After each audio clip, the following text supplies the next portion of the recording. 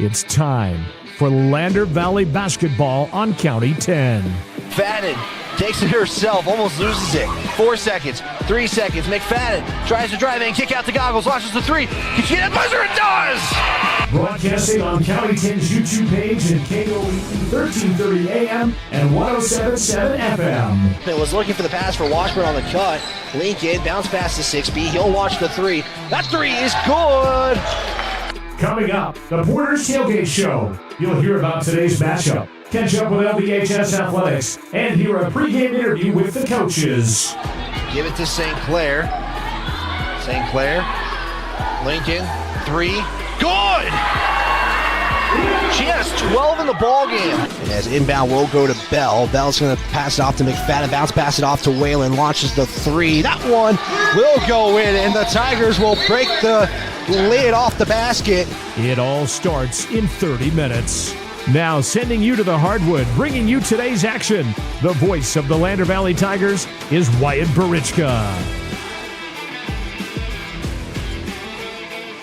And a good late afternoon here from the Bob Carey Memorial Fieldhouse as we get set for some 3A Southwest quad play between the Mountain View Buffaloes and your Lander Valley Tigers. Wyatt Barichka here, joined alongside Matt Myers again. And Matt, I mean, kind of wish this game was played outside. It's a warm day here in Lander Valley. Yeah, it is. After all those cold days we finally got through, we get to enjoy the nice weather. And, it doesn't feel like basketball season when it's that nice outside. Well, and it helps too because Mountain View had to get over South Pass to get to this game. This game is already being made up. It actually was postponed from early January, and they had to make this one up because it is a Southwest quad opponent. You're kind of watching the JV boys right now in their contest. They actually got started a little bit earlier, but we might actually be starting a little bit later in this ball game, and it's kind of weird because I know the coaches were talking and asking to get this game going early. They changed it from 17-minute start time to about 11, and we might have it probably just shy after 4:30 start here. This is the Porter's Tailgate Show. It's brought to you by Porter's Mountain View Supply in Riverton. It's your one-stop shop for grills, spas, stoves, pellets, and more. Porter's is a proud supporter of Fremont County athletes. I wanted to give a heads up as well. The girls' game for our radio audience, the girls' game is only going to be broadcasting on radio tonight as well as our YouTube page, but during the boys' game, we're only going to have a YouTube. I'll remind folks throughout the broadcast tonight, but let's start with the girls' game in this one, and I just got a notification from Jared. We'll figure that out here in just a moment, but let's preview this girls' game, Matt, and both these teams coming off of a couple of losses, and Lander trying to kind of bounce back after unfortunately seeing Pinedale kind of do what they do. Yeah, Pinedale was a tough matchup. It's a home game for Pinedale, and their starters, the Bowers girl, she went off for 30 points, and they had a couple other players in double figures, and they just, once they got going, they didn't miss. They were spot on most of the game, and Lander, they did their best to hang in there, and for the most part did. But you got to give you a tip to Pinedale because they had one of their better games, and I think when they play him here in Lander, it could be a different story because again, you switch that home court advantage to Lander, and then who knows what can happen. But this is going to be a good test tonight. Mountain View coming into this game with one of the top players in 3A, girls basketball at center, and. So, yeah, I'm looking forward to seeing how this pans out because it's going to be a good matchup between the two centers, the one from Lander, Addison, and the one from Mountain View. And I want to say it's not there it is. Yeah, it's McKinley Kovalo. Yeah, she is. That's definitely the matchup to look at. And, going back to Pinedale, Matt, I talked with head coach Drew Powell before this contest. He said they didn't play bad, just shots weren't falling against Pinedale, and he said, overall they were able to get some easy baskets. It's just figuring out the road hump of shooting. Sometimes it's a little bit different when you're on your home court compared to this one. But yes, Mountain View and Lander are matching up. This is Lander's second of 3 ranked opponents they're taking on this week. They have Powell on Friday, who is ranked 3rd in the Wild Prep coaches and media basketball poll for the girls side. We're going to step aside and take our first time out. When we come back, we'll preview more of this contest between the Mountain View Lady Buffaloes and your Lady Tigers. This is Lander Valley Basketball on the County 10 Sports Network. Mountain View Supply, your local experts in fire and water. We got everything you need for new installs to accessories, and don't forget our great selection of stoves, grills, and spas. We've been serving Wyoming for over 40 years, so you know you can trust us for quality products and expert service. Visit portersmbs.com or stop by our Riverton or Casper locations today. Porter's Mountain View Supply, located on 750 East Sunset Drive in Riverton. Myers Gambles is your one-stop shop for furniture, mattresses, and appliances in Lander, Wyoming. We have an unbeatable selection of furniture for your living room, bedroom, and dining room. Plus, we have the latest trends in home furnishings. Our mattresses are comfortable and affordable, and our appliances are built to last. Whether you're looking for a new TV, sofa, or refrigerator, we have the perfect finish, style, and function for your home. Visit us at 420 Main Street in Lander, or check out our website, landergambles.com.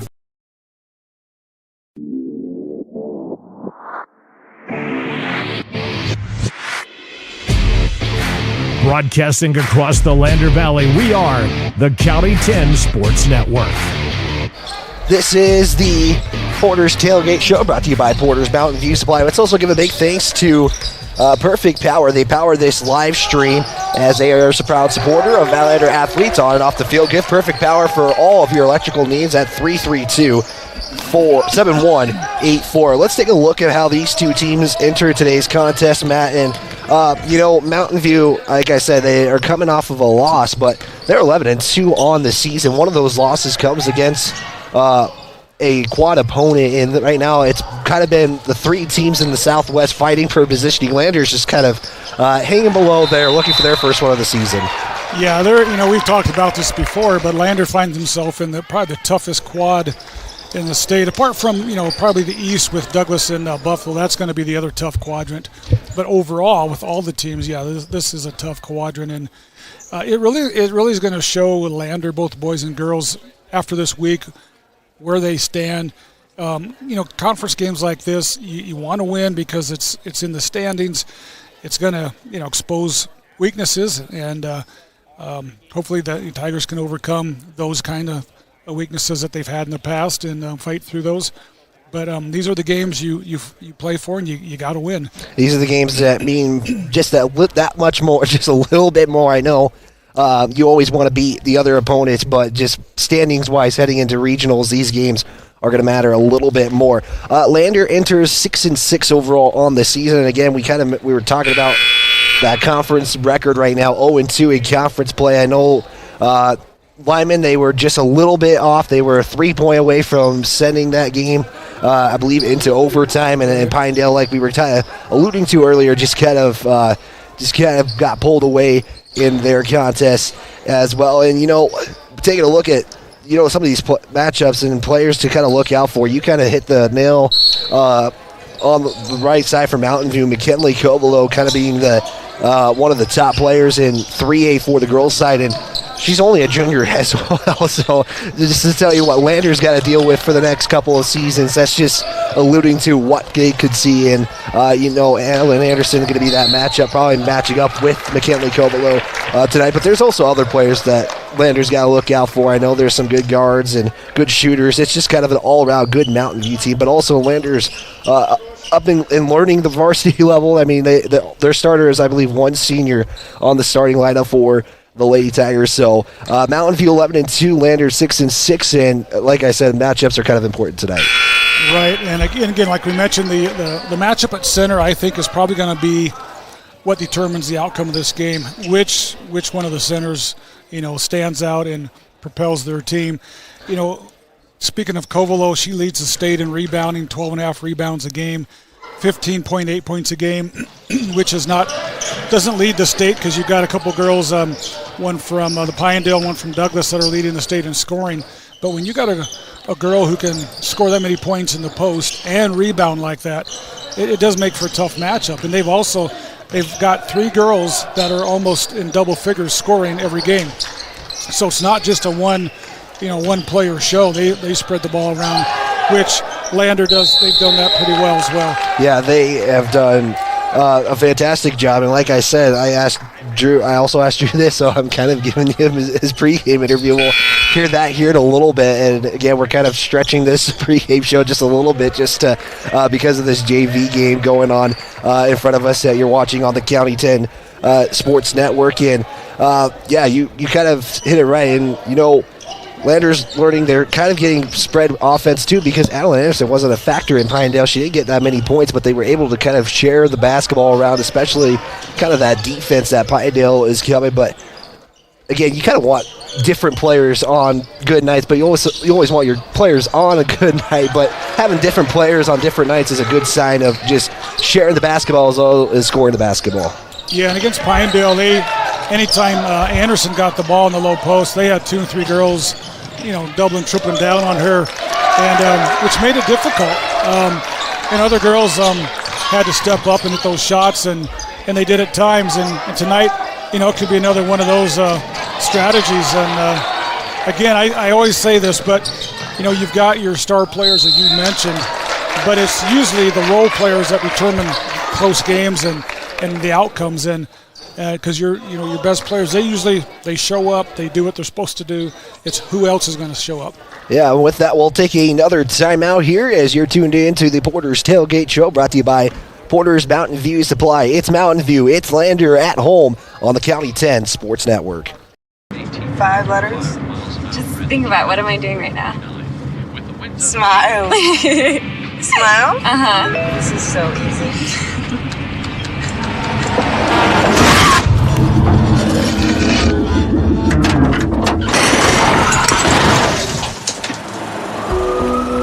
Nobody likes to be stopped by the police, but if I'd seen her texting while driving and given her a ticket, it just might have saved her life. Myers Gambles is your one-stop shop for furniture, mattresses, and appliances in Lander, Wyoming. We have an unbeatable selection of furniture for your living room, bedroom, and dining room. Plus, we have the latest trends in home furnishings. Our mattresses are comfortable and affordable, and our appliances are built to last. Whether you're looking for a new TV, sofa, or refrigerator, we have the perfect finish, style, and function for your home.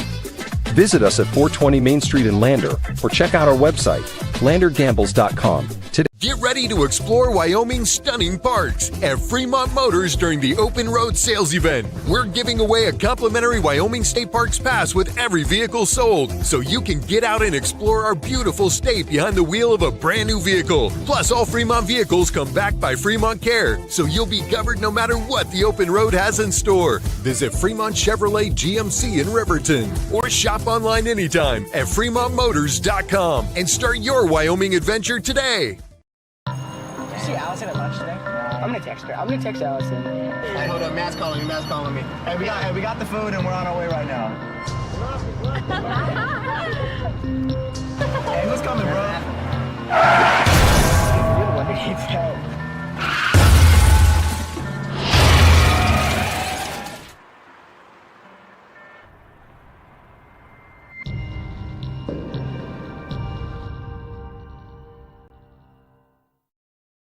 If you're looking for an upgrade to your vehicle, Wyoming 4x4 is the place to go for all your upgrade needs. From lift kits to bumpers, grill guards to bed liners, we've got everything you need to take your ride to the next level. We use top brands for our bumpers like Fab 4s, Ranch Hand, and Rhoda Moore. So get your vehicle ready and stop at Wyoming 4x4, or give Dan a call at 307-857-3175.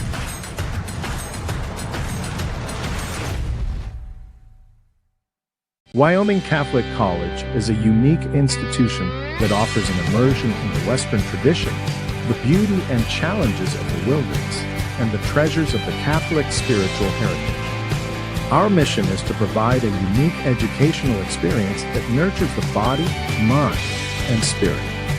We are proud of our alumni success stories and the learning opportunities we offer through our academic outreach program. Come and explore our campus in Lander, Wyoming.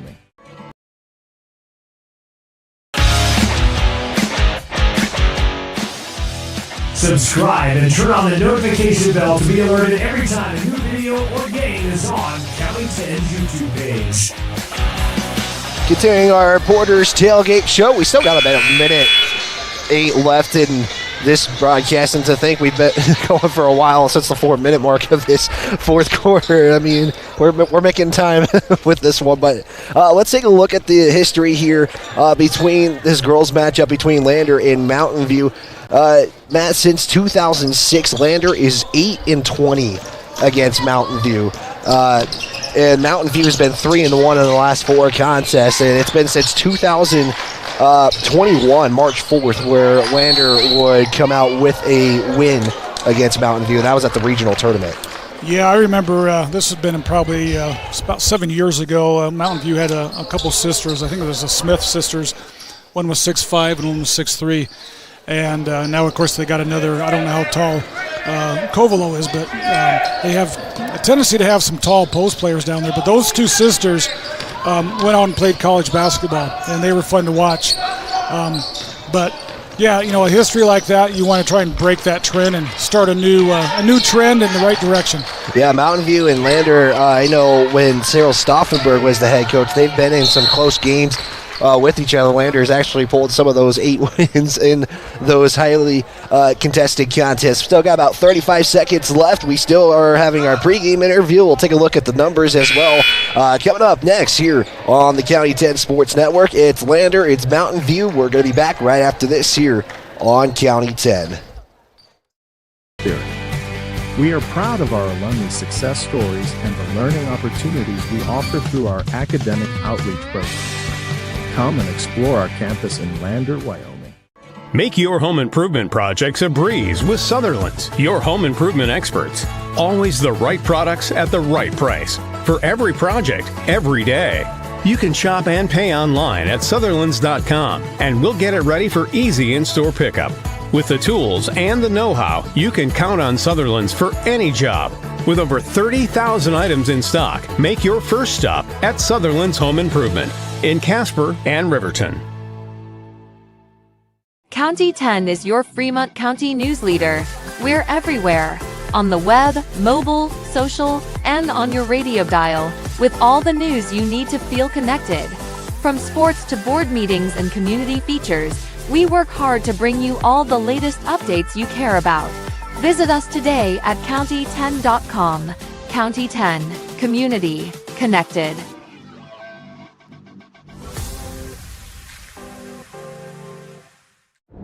This guy was driving way over the speed limit. Look at the damage. This guy was going a lot over the speed limit. Look at the damage. This guy was going a little over the speed limit. Look at the damage. Redden, Kane & Associates. CPAs is your go-to source for tax, financial, and business solutions. Our experienced professionals are trusted and know the numbers. We're dedicated to providing personalized attention to each of our clients. Whether you're an individual or a business, we're here to help with all your accounting needs. Let us do the math for you. Stop in or visit rivertoncpa.com to learn more. Elevate Rehab's founding principle on you is evident from your first visit to the last. Our practice model ensures treatment as you deserve, a private one-on-one session with a licensed therapist the entire visit, every visit. All therapists hold advanced credentialing, including 2 certified hand therapists, an orthopedic clinical specialist, an MDT therapist, as well as pelvic floor and pregnancy rehab offerings. With over 100 years of combined experience between our 7 clinicians, Elevate is your ticket to health. Find us in Lander, DuBois, and visit our website or Facebook page. Choose Elevate Rehab to elevate your outcomes. If you're looking for the best home cooking in Lander, look no further than Ma'am Ma's Kitchen. Our mouth-watering menu will have you coming back for more. From our famous Ma'am Ma's breakfast to our burgers, we've got something for everyone. Our friendly staff and welcoming atmosphere make us the perfect spot for a family meal or a night out with friends. Don't take our word for it. Check out our rave reviews. Call us today or visit our Facebook page to learn more.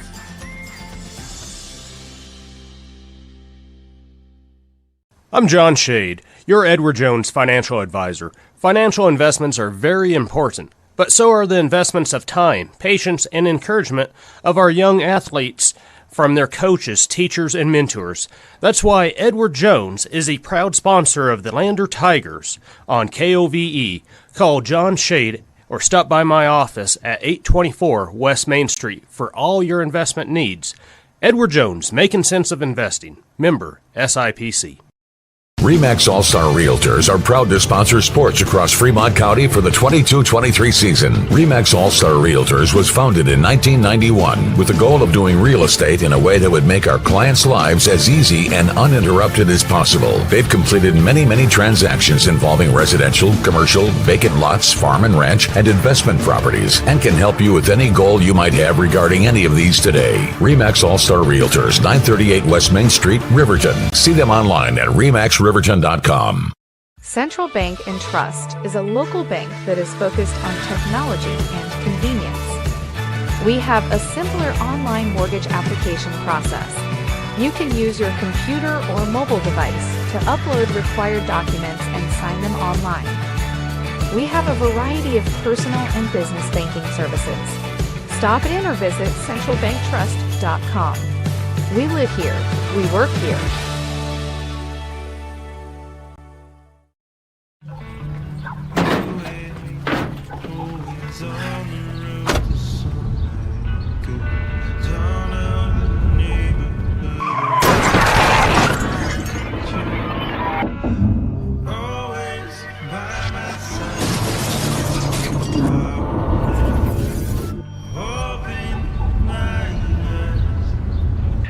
Why do we enforce seatbelt laws? Because in real life, you don't get a second chance. We continue our Borders Tailgate show, and let's give a big thanks as well to Myers Gambles on Main Street in Lander. It's excited to cheer on our student athletes at Gambles. They're there for all of your shopping needs, and delivery is always free within 30 miles of the store. That does include the town of Riverton. Turn around, shop in town. And when you take a look, Matt, at these two teams as far as kind of the points and rebounds, I know you have some other more kind of stats as far as where they are in the state. This is kind of be maybe a battle upwards for Lander as far as maybe you got to get into that 45-50 point ratio tonight, because Mountain View enters this game, they average about 55 points per game, and defensively they only give up 33 points per game. So that's a tough ask if you're Lander tonight. Yeah, Lander's only averaging 39 points a game, and they're giving up 44. Douglas leads the state with 66, followed by Buffalo with 63. So those are those two dominant teams from the East. And then you get into the western side, and it's Mountain View and Pinedale that are leading the way, followed closely by Powell with 52. So Lander's going to have to step up. They're going to have to find other ways to score tonight. I could be wrong on this, but I would not be surprised if the two centers don't offset each other somewhat. And again, it's who else is going to step up. Shooting-wise, this is interesting. Mountain View shoots 37% from the field, and Lander is 36%, so that's really close in that regard. Another interesting stat on free throws is Mountain View is 47% from the free throw line, and Lander is 59%. So, if Lander can get them in foul trouble and get to the line, they have an advantage there, and they could take, that's maybe one of those statistical advantages that they can zone in and take advantage of. Rebounding, this is kind of funny. I was looking at that. I'm curious. Mountain View leads the state in rebounding, and it's not even close. It's 41 rebounds a game. The next team down is averaging 34 rebounds a game. Lander is 26 rebounds a game. Mountain View's opponents are only getting 25 rebounds a game. That's a 16 rebound difference. That is huge. And I think that, I don't know, we haven't listened to Coach Powell's interview yet, but I got to believe that is one of the things he's stressed to this team is we've got to get those rebounds. We can't let them have second chance points. It'll kill them. That was one of the things we noticed in Pinedale is that Lander did a great job of boxing out, but that ball just was like going back to Pinedale, and they had all those different opportunities, and they finally, after 2 or 3 shots would hit them. So I think that's very important. Team defense, Mountain View is holding opponents again to 33 points a game, and Lander to 44. So those are some of the team stats. I'm looking forward to this game. I always, when you get to watch some good quality players in any level of high school basketball, it's fun. And we got a couple here, several here from the Lander team and a few from Mountain View, so it's going to be a good matchup. Yeah, and that is a perfect way to segue into our pregame interview with head coach Drew Powell. I caught up with him before this contest, and here is that interview right now.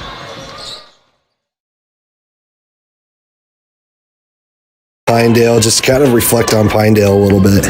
After watching the film, I actually thought we played pretty darn good. It's just hard to stop a girl that scores 30 points, and then we gave up 18 on second chance points, just missing some box outs here and there. But really overall, I thought we played pretty good defense. We made number 23 work for her points. It wasn't like she got easy ones. She was shooting 10 to 15 foot pull-ups, and when they're going, they're going. It's just hard to stop it on those days. And then on our side, we struggled a little bit from outside, but I think we shot right around 50% from inside. That's a pretty good day for us. We were above our average in scoring, and turnovers were below average. So for us, I think it was a good takeaway. It's always hard to lose a game, but I thought we played pretty good in that game, and I'm excited to see them again at home at some point. Yeah, I was going to say, you guys get them one more time, and maybe it's a different result at home, but, this is kind of that tough part of the season for you guys. You got your conference opponents, but all your opponents that you're facing, this is the second one, but it's the second out of 3 opponents that are ranked. Just how is this stretch being approached by you and your team? It's just a grind. It's always good to play ranked opponents. It really shows you where you are. It exposes your flaws and lets us get better at those things and work on them at practice. But really it just comes down to showing up to the game just like any other game. We are all there because we love it. But it really just comes down to if we can go put some complete games together, we can really show the state who we are. Yeah, and you kind of maybe nailed the nail on the coffin with this one, especially with Mountain View and this team. On paper, it feels like it's a battle with this team. Just what do you know about Mountain View a little bit, and kind of what's going to be that game plan going in tonight? Well, they have girls all the way around. They got a big girl, they got a great point guard, they got a shooting guard. It really just comes down to, for us, limiting second chance points. I think if we can do that, we're going to put ourselves in a good spot. They average right around 18 a game, and that's just too many in my opinion. They should have 5 or so against us would be perfect. And then if we can just limit the big girl to, a decent number, and then their shooting guard to a decent number, and have good ball pressure on their point guard, I think we'll be in a good spot. Yeah, and maybe going back just a little bit offensively against Pinedale, you guys were kind of able to facilitate the ball a little bit better. Is that going to be kind of something you guys going to have to work on tonight as well?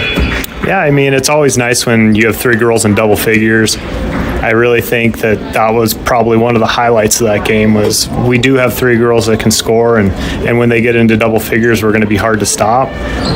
But it really just comes down to that team aspect. When you get the opportunity, we need you to put it in the basket. I know all of them aren't going to go, but it really just comes down to when you get the opportunity, you need to shoot the ball so that you're accounted for. Well, Coach, as always, last question, one emphasis, one factor. What is it going to take to help you guys go 1-0 today? I really think the big thing's defensive rebounding. If we can get the defensive rebounding side of the ball down and limit their second chance points, it's going to put us in a good spot and limit them from getting extra shots. Perfect, Coach. Thank you for your time. We'll talk to you after the game. Thank you. Going to get the national anthem now, and we will be right back after this national anthem.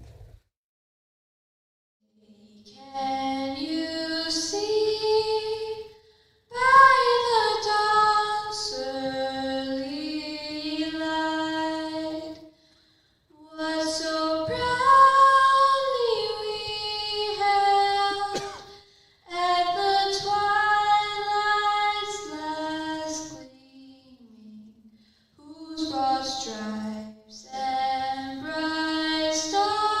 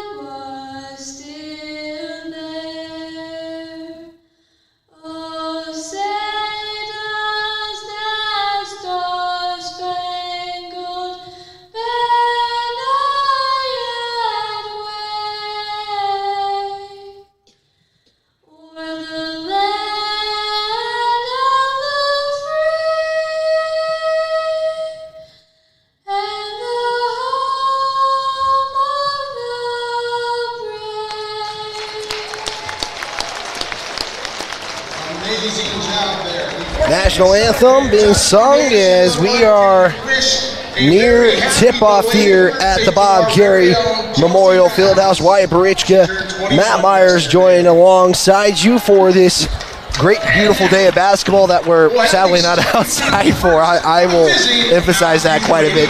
I was really happy about the weather that we were getting. But let's get to your starting lineups for Mountain View. It's going to look like this tonight, and they're going to be in their road black uniforms with the white numbers and letters with the purple accent on their uniforms. It looks like this if we can get our starting lineup perfect. There we go. Number 5, Miley Mitchell. She'll be followed by number 10, Addison Hickey.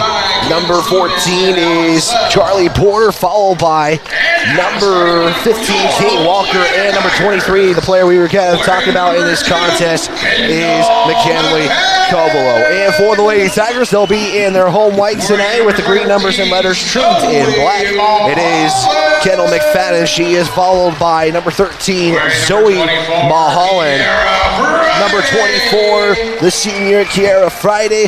She is followed by the sophomore, number 32, Hayden Goggles, and number 50, Adeline Anderson. That is the starting 5 for each team. Again, Lander going to be in their home whites, Mountain View in their road black uniforms tonight. Lander is coached by head coach Drew Powell in his first season. The Lady Buffaloes are going to be coached by head coach Jessica Moretti. She is in her 7th season as the head coach. 17 years, though, at Mountain View High School with this team. That's pretty impressive. And I noticed, White, as we were doing the starting lineups, Mountain View has several girls that are tall. They're not just one. There's like 3 of them that probably at least 5'10". So I can see how they lead the state in rebounding. Yeah, has a lot of players on their bench as well. And it's good for a small town to get their athletics going, as ball is going to be tipped out of bounds.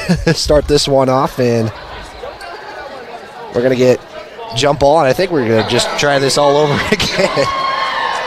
And we had 3 seconds go off the clock. So Adeline Anderson, McKinley Covelo, both are chuckling at the center circle, and we are underway here as Addison Hickey gets it for Mountain View. We'll swing it right away to Charlie Porter underneath left side, going to be off the mark and rebounded by Adeline Anderson. That's a good job by Anderson. A one and done for the Tigers. Lady Tigers first possession. McFadden left side. Now give it off to Mulholland. Swing it to Friday.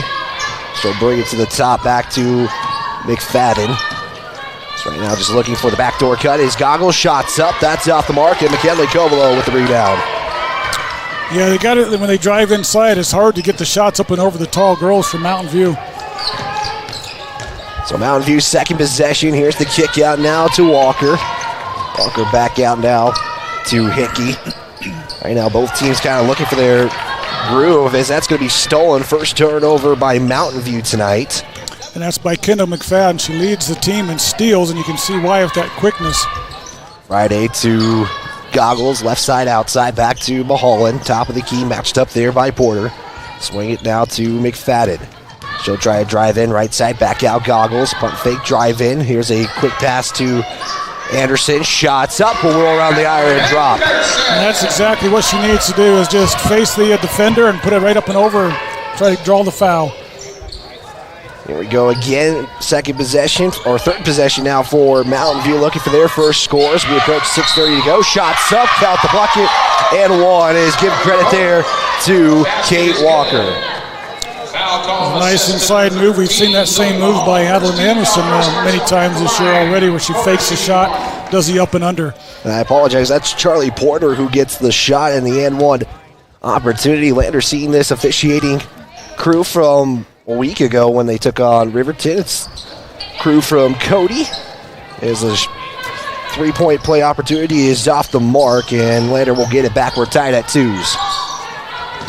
Friday, handoff Mulholland, top of the key, swing it to McFadden, right side, outside.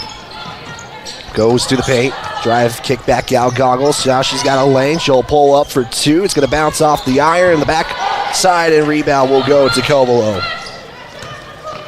So far, both teams just trying to get in their good rhythm.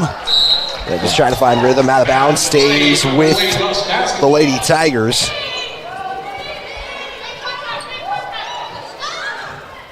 And we'll have Mountain View basketball on the baseline. Inbound now will go to Hickey. She'll kick it out now to Miley Michaelai. That's going to be a foul on Mountain View. And that was a great block out by Adeline Anderson on Kovalo, getting her first foul. That's why we mentioned this in the pregame, how important that is to box out and get the tall girls from Mountain View in foul trouble. Yeah, puts both teams at one team foul apiece. Goggles going to get it over to Friday to beat the press.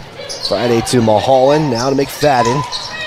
We'll try to drive in, bounce pass it off to Goggles. Goggles will fake the pass, drive it in for the floater for two. Nice shot there by Hayden Goggles. I tell you, Hayden Goggles has got some crafty moves inside. That's fun to watch. Yeah, faked the pass and was able to convert on the floater. It makes it now 4-2 Lander. 5:25 to play, inside pass, nice pass to McCovo, and that will drop. Not much they can do on that. That was just a great pass. So Mountain View bringing the pressure again. Here is now McFadden.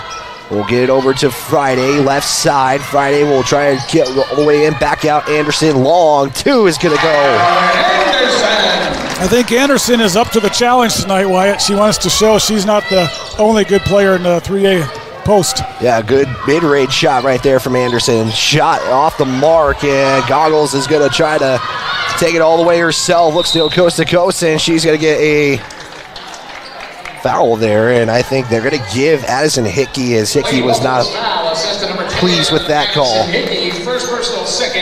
Yeah, and again, Hickey and Kovalo are their two top scorers, so that's very key to get them in foul trouble. Yeah, Wall and Lander will just turn it back over, so we still stand 6-4, shots up. That's off the mark. Kovalo put back, and she will have a chance for a three-point play.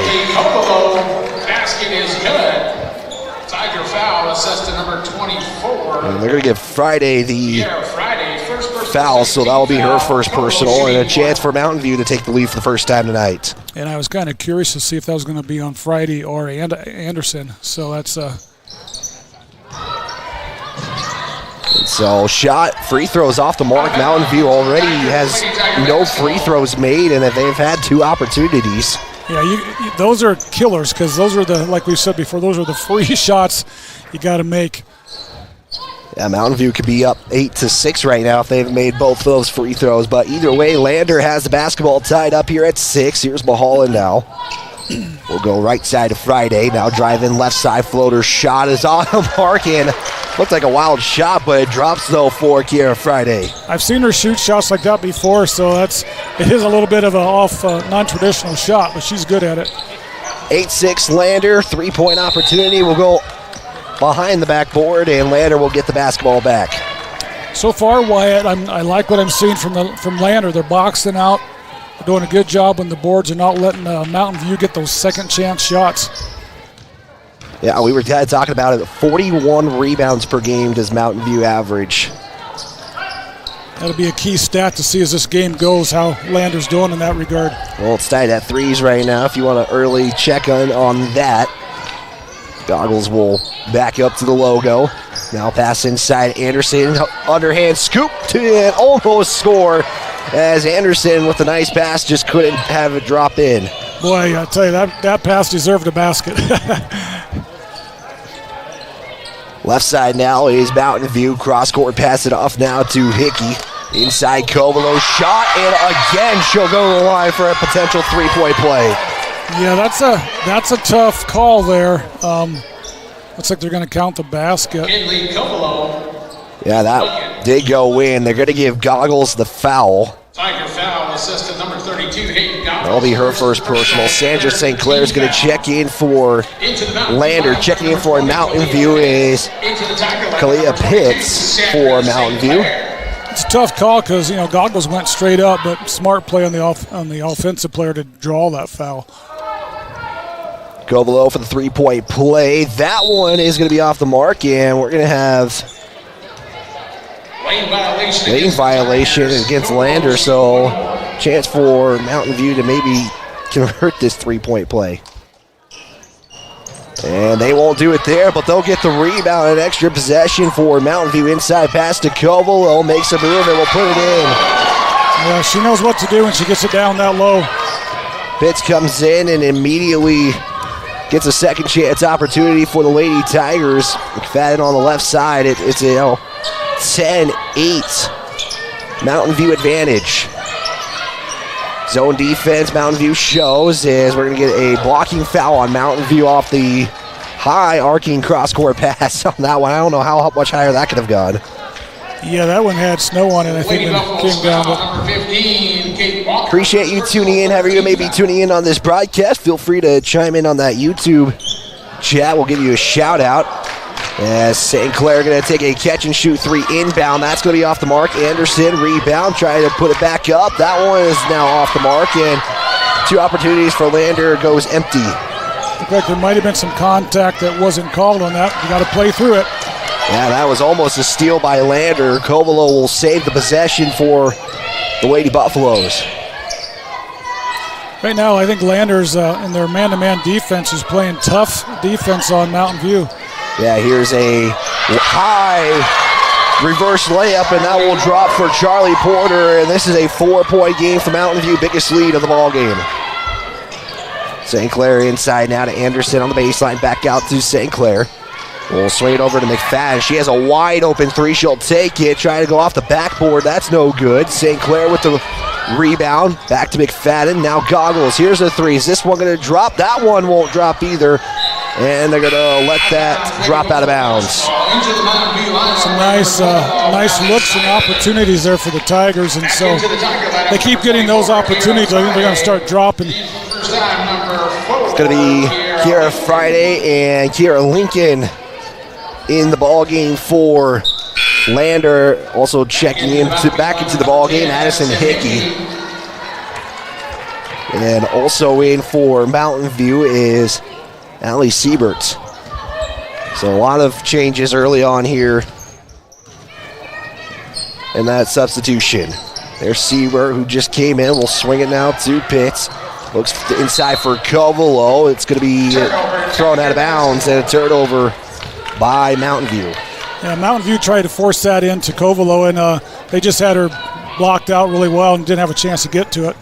Yeah, 8-12 still, 1:46 to play here in quarter number one. Inside to Anderson in the paint. One dribble, put up shot. That's going to go off the back iron, no good, and Siebert will pick up the rebound. Hickey drives into Covelo. Floater from 12 is off the mark. It's going to be Hickey who will get fouled off the putback attempt. At the line, shooting 2, number 10, Addison Hickey. So Addison Hickey looking for her first points of the ball game. They're going to give Adeline Anderson the foul. That will be her first personal, and Zoe Bahalan will check in. Those are tough because you get that second chance opportunity, then she gets the foul and the free throws. But if they're not going to miss them, or if they're going to miss them like that, that's good for Lander, but want to make sure they don't get those opportunities. Yeah, Mountain View will look for their first conversion in 5 attempts now. They're 0-4 right now. 1:29 to play after the free throw. That one's going to drop, then Mountain View will break the free throw lid off the basket with 1:28 to play. 5-point game for Mountain View. St. Clair left side will go inside to Friday on the zone, as Friday will have that poked out and stolen. Here's Hickey, now give it off to Michaeli for the 2. That shot's off the mark. Covelo with the rebound, put back. That's going to be off the mark. It is now Siebert who will pick up the rebound. And it's going to be a timeout taken by Mountain View. That will be a 60-second timeout. We'll take one as well as you're tuned in to Lander Valley Basketball right here on the County 10 Sports Network. Northside Auto Body Shop in Lander is proud to support sports and student athletes for the 22-23 season. Northside Auto Body is a staple in the Lander community and is primarily engaged in automotive body, paint, and interior repair and maintenance. If you hit a deer or have a vehicle accident, Northside will get your repairs handled and accept all forms of insurance. Javi and the crew got you covered at Northside Auto Body Shop, 323 North 2nd Street, Lander. RE/MAX All-Star Realtors are proud to sponsor sports across Fremont County for the 22-23 season. RE/MAX All-Star Realtors was founded in 1991 with the goal of doing real estate in a way that would make our clients' lives as easy and uninterrupted as possible. They've completed many transactions involving residential, commercial, vacant lots, farm and ranch, and investment properties, and can help you with any goal you might have regarding any of these today. RE/MAX All-Star Realtors, 938 West Main Street, Riverton. See them online at remaxriverton.com. Coming out of the timeout as and Hickey will lay it up and in after the timeout taken by Mountain View, and it's going to be a turnover by the Lady Tigers, and Mountain View will get it right back. It's a good screen by Mountain View to get that layup at the other end, and Landers, that turnover, you don't want to give Mountain View any momentum here, and they're starting to get a little momentum going because Landers been doing a good job on defense. You just got to keep boxing out and keep playing tough D. It's a 7-point game, 15-8. Mountain View with the basketball with 42 seconds left to play. Here's Hickey right side outside. She'll drive in now on baseline and look for a wild shot. That's rebounded there by Michaelai. Kick out now to Pitts for three, and it will swish in. Wyatt, those are momentum killers when you shoot a shot like that, and it's just a prayer, and then they get it answered with a shot like that. That's tough. Goggles. Hand off to McFadden. 16 seconds left to play. Lander can hold for the final shot, and yikes. That hopefully you got to hold both of them are all right, as it was Hickey who was going for the pass in the lane, as she is slow to get up, but looks like she's going to be all right, and Hickey will pick up the foul, though, as that's the price she pays for unfortunately going for a pass right there. Yeah, that was a tough collision. I was glad that both players are okay on that one. Yeah, and Hickey will actually come off the court. Hickey did pick up her second, so that's what will make her go to the bench. Kira Lincoln, 10 seconds, pass it off to Goggles. Pump fake three, and she'll travel. I think she was trying to step back there on that shot and just took the steps a little too early. Yep. Well, I will make it now 5 turnovers for Lander Valley with 6.5 to play. 10-point game, Mountain View with the basketball now. Porter, 3 seconds, 2 seconds, can't find anybody, looks for Caldwell, and that will do it for the end of the first, as Lander will trail going into the second quarter, 18-8. You're tuned in to Lander Valley basketball right here on the County 10 Sports Network. Baldwin Creek Rental Service in Lander is a proud supporter of sports and athletics here in Fremont County. Baldwin Creek Rental Center understands how expensive specific equipment can be, especially if it is for a one-time use or event. That is why they offer tools, equipment, and party supply rentals. For many years, Baldwin Creek has provided services to clients in Lander and the surrounding areas. From lawn and garden projects to graduation parties, they have the right equipment for you. Baldwin Creek Rental Centers, 675 Baldwin Creek Road in Lander. Welcome to High Country Hearing Centers, your source for superior hearing health care. We've been supporting Wyoming families since 1979, and we're proud to be a part of your community. We believe in the importance of hearing health for every aspect of your life, including your favorite sports. With our help, you'll hear every cheer from the stands and never miss a play. Visit us for a free hearing test and consultation. High Country Hearing Centers, serving Wyoming families.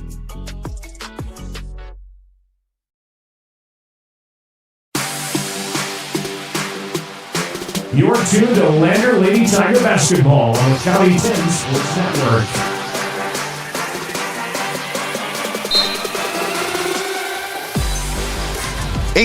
We start quarter number 2. Lady Tigers are trailing here as Goggles was looking to get it off to Friday, and that's going to be out of bounds and turnover to start this second quarter. Yeah, Lander's going to have to start taking better care of the basketball because Mountain View is definitely capitalizing on these turnovers. Michaelai, right side outside. We'll give it off now to Walker. Caldwell will swing it around the arc. We're seeing Cody Allard checking for the first time. Three is up and good, though, by Miley Michaelai, and Mountain View will get on the board first. Well, they were missing inside shots early on, and now they're hitting the outside, the big three-pointers. Friday going to try to answer. That will go in. About every which way of dropping that one in, and Friday will do so. Caldwell will help break the press for Mountain View. 7:12 to go here in the second quarter. Michael I around the arc left side now. We'll pass it off to All Reds. 3. That's off the mark. Michael I zip it into Covelo on the rebound. Putback's off the mark. Anderson will create the jump ball. Jump ball. Possession arrow, Lady Buffalo. I guess if you're going to get a jump ball, she definitely was not going to let her take that ball from her. Yeah, well, Mountain View is already on pace for a 40-rebound game. They got 10 in that first quarter unofficially. Is that one out of bounds? Stays with Mountain View. Good defense by Adeline Anderson there, not let them get that interior pass. Back to Mountain View here on this possession. Inbound pass will go to Pitts inside Covelo. Shots up. That one's good. Well, when it works, keep feeding it. Yeah, I got around 2 defenders that time for Lander. It's good defense, just the shots are dropping at that time. Goggles right side, we'll pass it into Anderson. Look for the haul and look for the reverse. Friday for a mid-range jumper, and it looked like it just hit underneath the net. I thought it went in from here. Yeah, that's what I was kind of waiting for, but Michael I rebounded, never went out of bounds, so we're going to have Anderson over the back, and she'll pick up her second personal. Tiger foul on Adeline Anderson, second personal. So bring in the sophomore Georgia Chance for Lander Valley. Into the Tiger lineup, number 31, Georgia Chance. Yeah, this is where Lander's got to be careful. I mean, they're down by 12 right now, but with Addison in foul trouble, the Tigers have really got to box out here and not allow those second chance points. Yeah, Covelo will get the rebound and put it back in after the missed 3, and that's a tough one if you're Lander Valley. Just second chance points right now. It's kind of just been tough as Mountain View will continue to play that zone defense. McFadden swing it to Goggles. Goggles will bring it to the top of the arc. Back to Chance. Chance swing it to McFadden. Inside now to Friday. Back to McFadden. She'll go up for a shot. She'll be fouled and go to the line and shoot a pair. That was a nice give and go. Nice drive by McFadden. Foul, number 23, McKinley Covelo. So they'll give it to McCovelo. That will be her second personal. I'm noticing by Mountain View too that they've got several girls that are rebounding really well. Tall girls. McFadden's first free throw is going to be off the mark. This is the first trip for Lander in this ball game free throw wise, so something to maybe watch out for as this game develops. The chances Lander might be getting at that free throw line. Second free throw, he's going to be up and off the back iron and no good. Rebound will go to Allie Walker, who's in for the first time.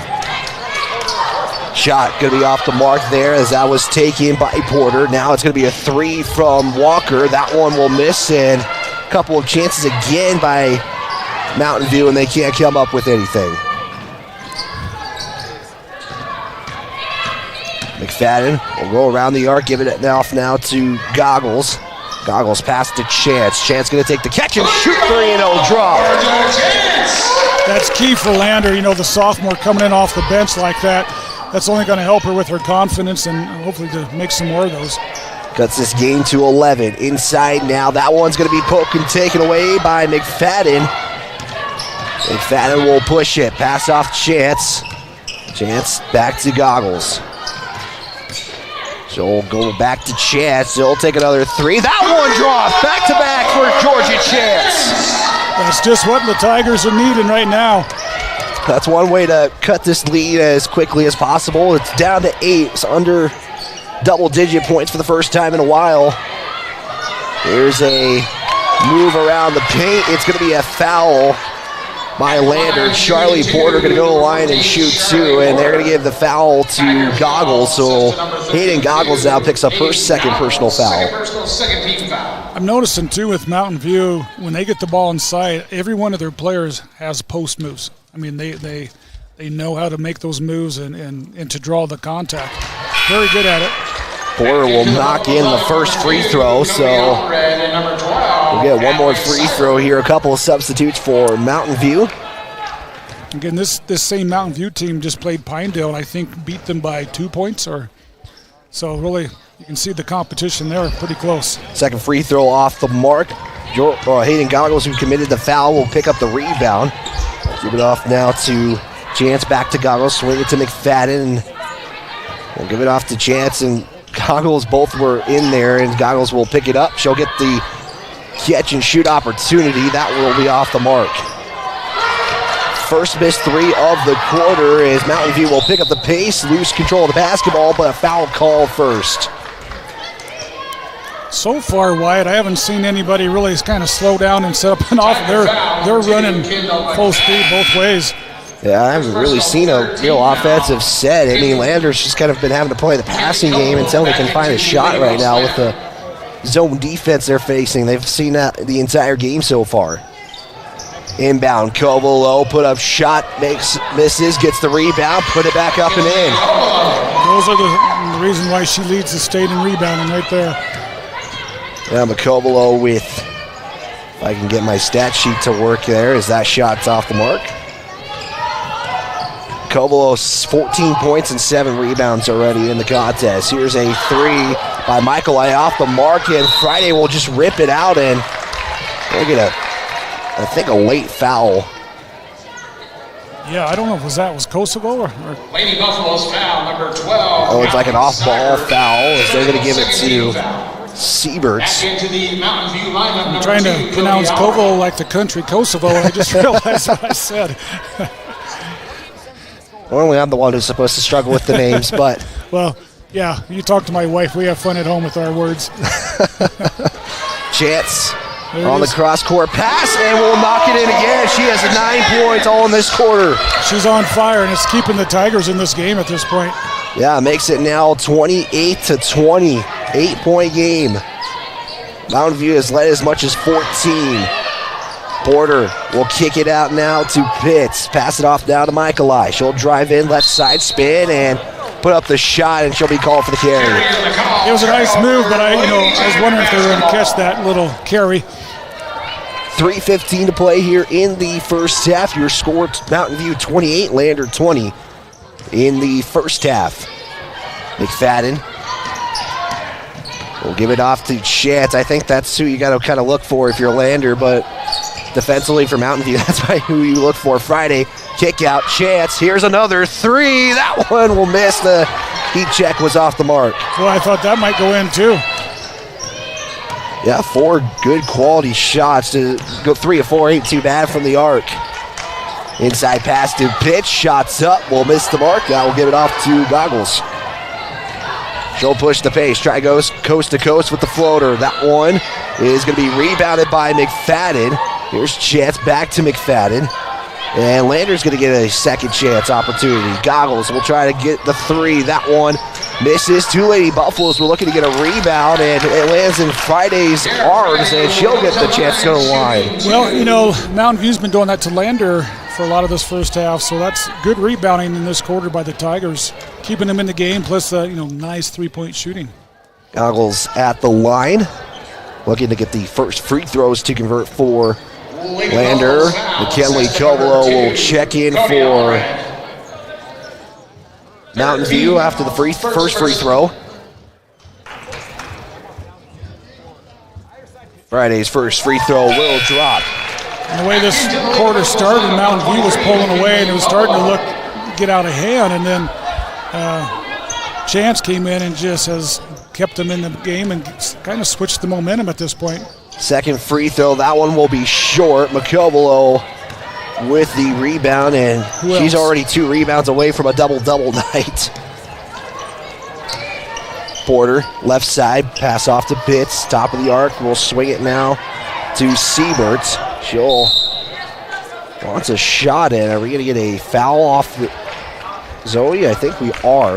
Yeah, I think that was on Mulholland. She's playing good defense, though, and a foul like that is, you take that because she's making Covelo work to get the ball, and that's just going to wear Covelo down over the game. It's good defense, and like I say, you'll take a foul like that.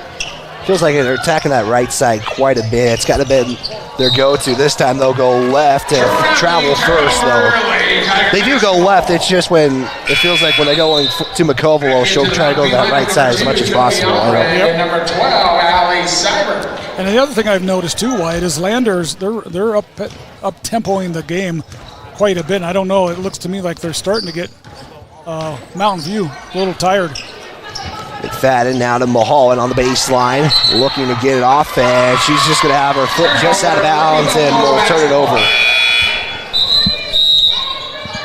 It's tough when you're on the baseline. You have essentially no room to kind of pivot or find an open man. Yeah, that was a tough place to be. Lander going to bring some front court pressure with 1:53 to play, inbound to McCovelo. We'll give it off now to Hickey, who's back into the ball game after having that collision in the first. Porter right side to Pitts for three, and that will drop for Kayla Pitts. She's been kind of the counter to Georgia Chance as far as those three-point shots. She's hit a couple now, too, if I'm not mistaken. Goggles at the logo, swinging to McFadden right side. Chance was looking to cut, and that will turn the ball over, and Chance will say, my bad right there. And this will bring in Kira Lincoln for the Lady Tigers. Kira Lincoln. McFadden will check out for Lander. Yep. Coach Powell's got a nice rotation. He's got a few players he can bring in and out to kind of keep this lineup fresh. Hickey inside to McCovelo, right side again. Shots off the mark, and Lincoln, who just checked into the ball game, will pick up the rebound.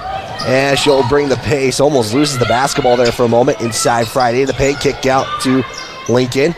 Goggles looks to drive in, has a floater from 10 that will miss off the iron. She was trying to go for the rebound and ends up in the hands of Hickey. Hickey inside Covelo again. She'll spin the left side. That's going to be a foul, and I think Covelo might have just picked up her third personal. She sure did, and I'll tell you what.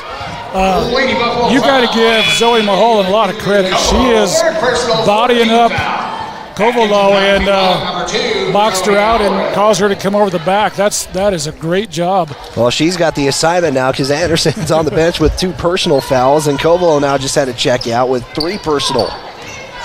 44 seconds to play. Chance. Pass off to Kira Lincoln. Now swing it to Goggles. She'll take the 3-point shot off the back iron. No good. Georgia Chance will corral the rebound. It's just good hustle there by the Tigers. Mulholland to Lincoln. Has that poked out. Will pass it off to Goggles. 25 seconds left to play. Goggles will go baseline. And she's going to travel with it before she steps out. Lady Buffaloes basketball. Tough break there again by the Tigers, but back into the Mountain View lineup, number 12. If you're Lander, you got to be excited that Covelo's got 3 fouls, but can they take advantage of it? That's going to be the question. Inbound to Michaelai. She'll go to the middle. Lincoln trails behind her. Michaelai going to try to take it herself and going to get a blocking foul, and I think maybe Hayden Goggles just picked up her 3rd personal. That's a tough and that call. is the case. Assistant number 32, Hayden Goggles, 3rd personal, 15. So Brenna Lincoln will check in for Lander. Number 1, Brianna. Yeah, I thought number 5 for Mountain View was going to travel. Mitchell, it looked to me like it could have been a travel, but they called the foul.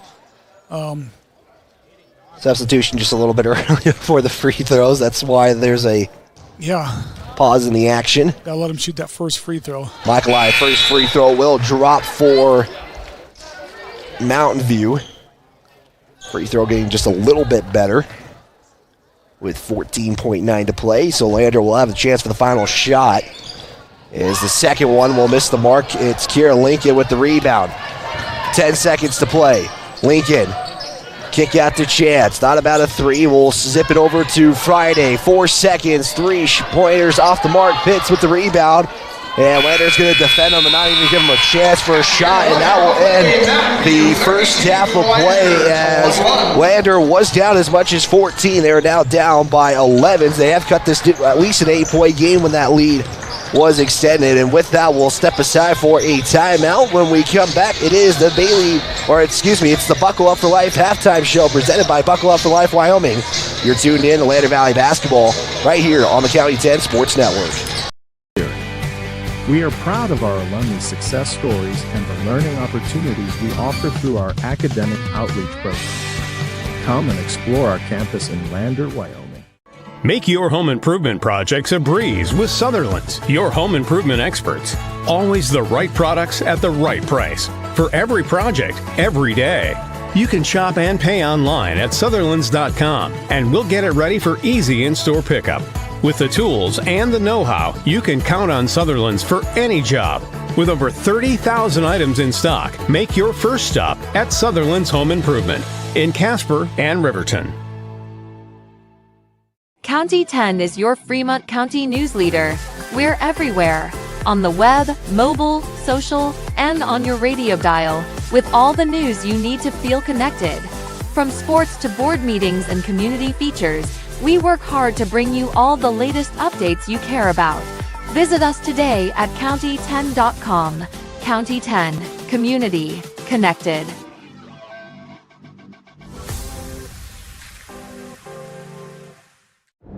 This guy was driving way over the speed limit. Look at the damage. This guy was going a lot over the speed limit. Look at the damage. This guy was going a little over the speed limit.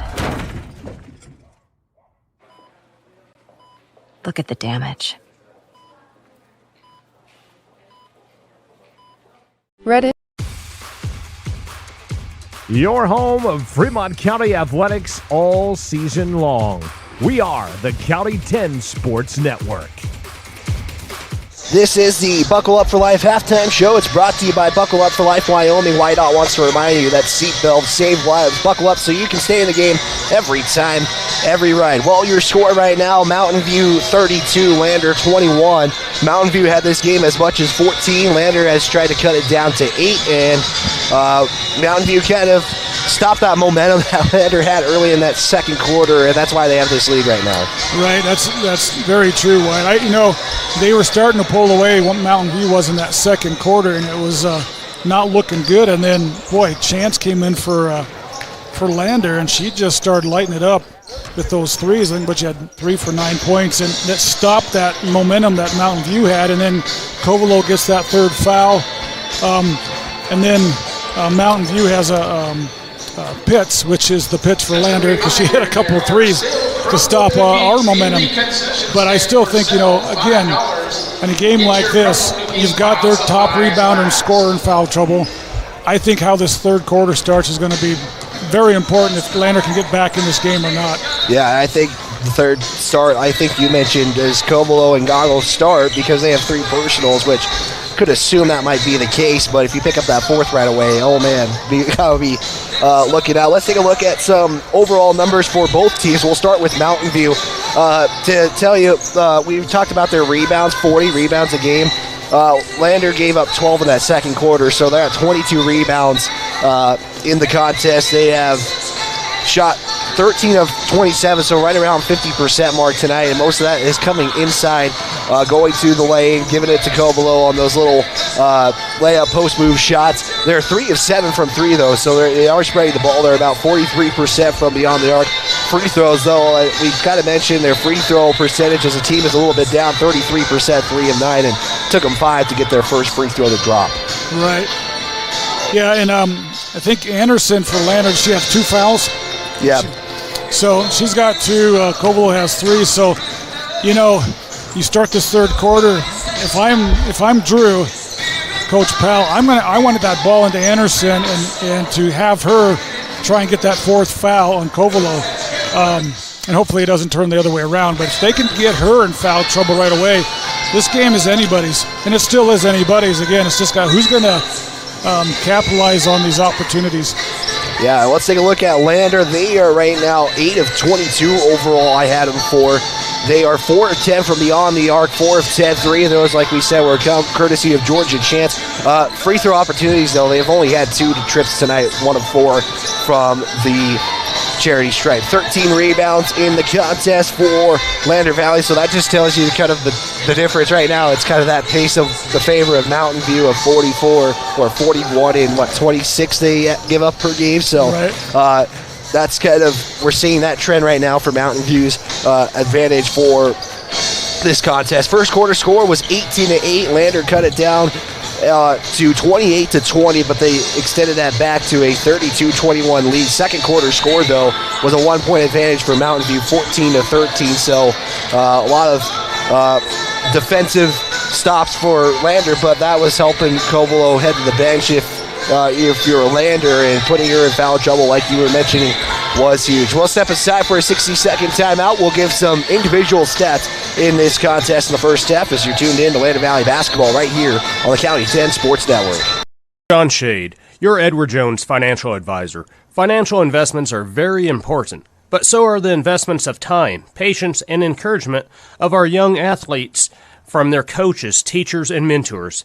That's why Edward Jones is a proud sponsor of the Lander Tigers on KOVE.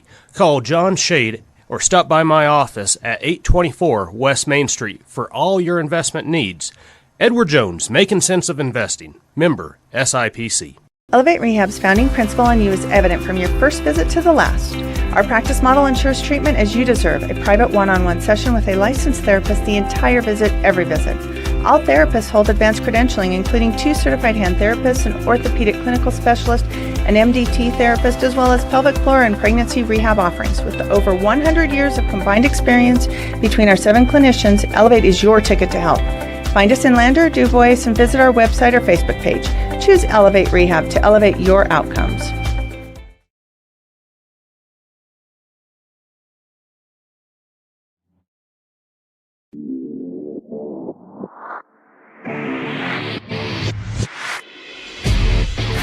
Broadcasting across the Lander Valley, we are the County 10 Sports Network.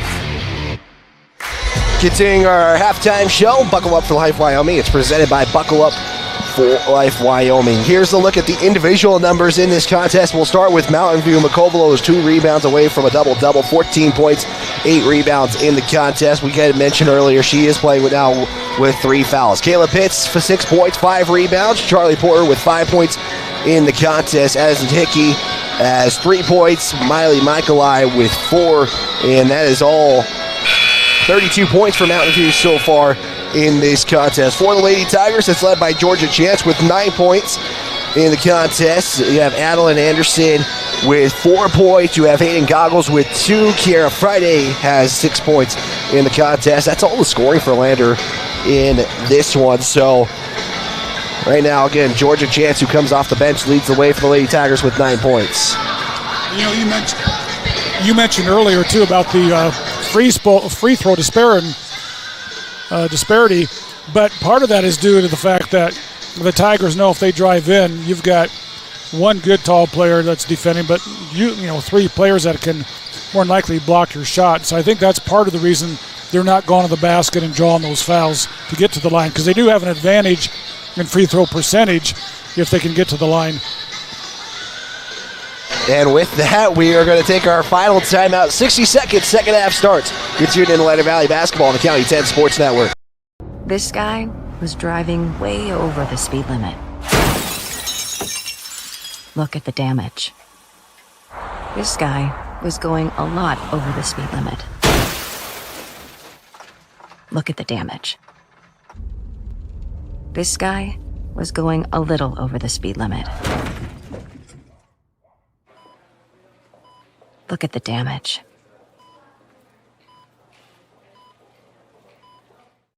RE/MAX All-Star Realtors are proud to sponsor sports across Fremont County for the 22-23 season. RE/MAX All-Star Realtors was founded in 1991 with the goal of doing real estate in a way that would make our clients' lives as easy and uninterrupted as possible. They've completed many transactions involving residential, commercial, vacant lots, farm and ranch, and investment properties, and can help you with any goal you might have regarding any of these today. RE/MAX All-Star Realtors, 938 West Main Street, Riverton. See them online at remaxriverton.com.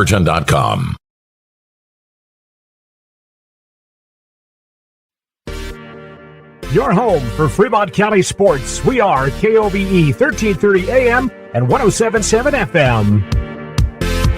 Second half about to start. Lady Tigers will have the basketball to start as officials making their last second entrance. Grand entry. We gotta give them love sometimes too, so. Here we go, second half underway. Here it is, Lady Tigers with the basketball. They're down 32-21. Anderson inside of Zoe Mulholland, and that one will go, and that's how you get things started in the second half. One thing I noticed right off the bat is Covelo is not playing to start the second half. Yeah, Hayden Goggles is with 3 personal fouls, so Something, like I said, that's kind of something to look out for. Pitts for three, top of the arc, misses, and that's going to be a behind the back foul. Over the back, excuse me. And Mountain View, they crashed the boards, and so if you don't block out, they're going to get rebounds and put the basket back in, and so when you block out, you're getting the fouls, and Lander's doing a nice job with that. So that gives Lander the basketball. It is 32-23 now. Goggles will bring it up, give it off now to McFadden as Mountain View elects to continue to run that zone defense. Anderson kick out, Mulholland couldn't secure it, and then we'll have to give it off to McFadden, top of the arc. Bounce past Mulholland, gets the defender to go quickly. Nice pass to Friday, and that was the same, pretty much the same play, kind of finding that right angle, putting that pass in. It's nice interior passing by the Tigers. They're right back in this. Yeah, it's a 7-point game, the lowest they've been able to get it in a while. Michael I, three, trying to respond, and will do so. Yeah, those are momentum killers.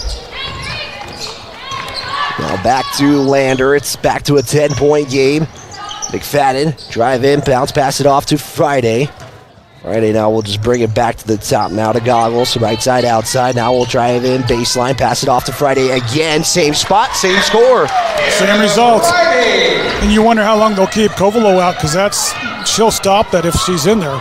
Exactly, and she is still currently on the bench. Mountain View will turn it over, and Lander will get the basketball back. Lander starting this third quarter the way you like to see them, making good passes, getting the turnover. Yeah, if you're Lander, you'll take that shot any day of the week as of right now. Goggles now will go left side to McFadden.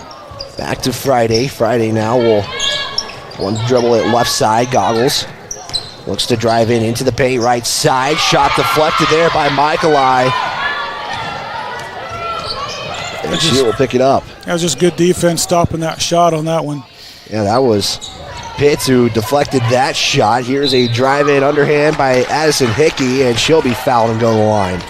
She's got some creative moves in her repertoire. Friday will pick up the foul. Second personal for Friday. Friday has 10 points, so she just became the first Lady Tiger in the double-digit figures tonight. Addison Hickey at the line to shoot a pair. She'll make the first.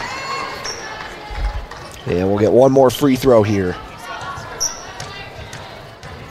Again, Macobolo will continue to wait on the bench, and we're going to get a timeout taken by Mountain View. They'll be down to three timeouts, 30-second timeout. We'll just keep it here. Let's give a shout out to some of our sponsors. That does include State Farm agent Justice Jacobs, a proud supporter of Tiger Athletics at State Farm. They're there to protect your future. Call today at 332-2530 or stop by their main office in Lander. Also, Northside Body Shop, a proud supporter of Tiger athletes across Fremont County. Give Northside Body Shop a call today at 332-4991 or stop in by their shop on 2nd Street in Lander for all of your auto body needs. So, I mean, Matt, Lander's kind of gone one way. It's been right side, pass it inside, and then the last drive down, they've kind of let Goggles do her thing. Unfortunately, got deflected. Right, and I'm just curious to see how long they keep she's still going to sit on the bench, and Lander's got to take advantage of that. Yeah, it's a 10-point game right now. Mountain View take the timeout after free throws were converted by Hickey. McFadden, right side, pass inside out of Anderson, handed off to McFadden. That is a nice play as well. They must have made major adjustments at halftime. That inside basket almost every time down. Yeah, they've ran basically the same type of set, and that's going to be a travel. That will turn the ball over. Back into the Mountain View lineup. Mountain View is going to bring in a sub. Cody Allred will check in for Kate Walker. And Mountain View will bring some front court pressure here. Goggles gets double team. Now we'll go baseline. We'll hand it off to Friday. She'll put up the shot. That's off the mark. Friday try to corral it though, and it's going to be Michael who ends up with it. And we'll push the pace. Out of bounds, and that will turn the basketball over. Lander got a nice look that last time down. They just keep passing the ball. Like I think they're going to have some more good looks and get the turnover to get right back in this. I had Mountain View for 4 turnovers to start this second half, so Landers definitely have made some adjustments.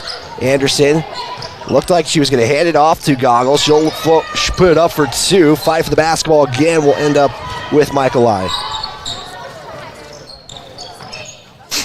It's like Mountain View's kind of clogged that part of the court right there. 3 is off the mark. Here's a putback from Porter. That's in and good. That was a tough break for Landers. The ball went out. It's a long rebound. Goggles now. We'll go right side. We'll give it off to Mulholland. 4:16 left to play. It's still a 10-point game. Friday drives in, left side. Shots off the mark. Anderson, put back. Count the shot. Anderson, basket is good. That's giving Mountain View a little bit of their own medicine on that. Getting that offensive rebound and putting it back in. And now you're putting the flamethrower back in for Lander, Georgia Chance, who hit 3 threes in the first half. So Anderson has a chance to make this a 3-point play. And will be able to do so. It's a 7-point game, and this is the lowest they've been able to go since Mountain View put that 14-point lead up. 39-32. Hickey right side of Michaelai. We'll kick it back top to Pitts. Now to Allred. Hickey, 3, top of the arc, good. Well, again, those are momentum killers. You got to give Mountain View credit. They're hitting those shots. Yeah, responding when they need to. Exactly. It's been probably why they're able to keep Covelo on the bench as long as possible. Anderson shot rolls to the other side. Friday's putback will miss the mark. And we're going to get a traveling call, and that will give Lander the basketball back in. Head coach Moretti says otherwise. Yeah, Lander keeps clawing their way back into this game, and then the Mountain View just hits a 3. It's just kind of like knocks you back down. It's tough, but they keep coming. Friday will bring it up, and looks like that was kind of a messed up inbound play. I think Drew Powell kind of made that clear. Right. Mulholland inside Anderson. Looks at the basket. Now we'll take one step to Chance. Pump fake 3. She'll drive it in. Kick out now to Friday. Friday drives in the paint. Floater for 2 is going to be off the back iron and no good. Another good look by Lander. Just didn't quite fall. Kendall McFadden will check in. Next dead ball for the Lady Tigers. Inside now to Porter. Matched up there by Mulholland. Shot's going to be off the mark, and a foul, and 2 free throws are coming. Well, Lander's making Mountain View work inside, but in that case, they were able to draw the foul. 13, Zoe Mulholland, 3rd personal, 2nd team foul. Zoe Mulholland with her 2nd personal. First free throw is going to be off the front iron. Into the Tiger lineup, number 2, Kendall McFadden. Into the Mountain View lineup, number 15, Kate Walker. Mountain View 5 of 12 from the line, and I've just noticed Covelo has not even entered this third quarter, and when you have a lead and you're responding, I think you can kind of let her wait, but does that kill momentum and kind of have to get her back going? Well, I'll tell you what it's doing is other players are having to step up for Mountain View, and you're seeing a couple of them with those outside 3-point shots capitalizing. 43-32. Porter just went 1 of 2 from that trip. McFadden now will give it off to Anderson, but it's going to be stolen first, though, by Walker. And Michaelai will wait for everybody to cross the half-court stripe. And now Chance will poke it away. Here's a steal. Chance has got 1 to beat. Shots up. Shots good. And timeout taken by head coach Drew Powell. I'll tell you, Wyatt, if you had to name a player of the game right now, I think we know who it'd be for Lander. Yeah, we're going to wait. I don't want to get ahead of myself right here, but yes, I mean, you kind of have a case right now. She's kind of put some sparks. She's got those 3 threes that were huge right now. They're as close as they are because of those 3-pointers. It makes it now 43-34. It is just a 30-second timeout. Right now, the third quarter score, 13-11. Lander is up, and again, Mountain View has been able to kind of respond on these Lander opportunities that they've created for themselves. Yeah, and again, Lander keeps fighting back, and then Mountain View hits a three. And one of these times, it's like, if Lander can get a missed three-point shot by Mountain View, they're only down by 9 right now, and a couple more missed shots, they can close this lead fast. Yeah, and something I noticed too, it's Mountain View has only got 6 rebounds in this quarter right now, so kind of as far as getting that average that you normally see with this team, kind of a little bit behind. So we approach the 2-minute mark. McFadden tries to poke it away, can't get the steal though. Hickey's going to get it all the way to Porter. Now cross-course it off to Seaver for 2. That's going to roll the other side. Chance will come in and out of bounds, so it will stay with Mountain View. That's good hustle by Chance, because she doesn't come in there and get that and knock it out anyways. That's going to probably be a layup for Mountain View. Mountain View will set up their out-of-bounds play. That's going to be stolen by McFadden. And there's the steal leader for the Tigers getting that turnover. McFadden to Mulholland. Left side over to Chance. 3-point shot is off the mark. Goggles trying to save it, and she will to Anderson. Chance to Mulholland. 3 is up. That one's off.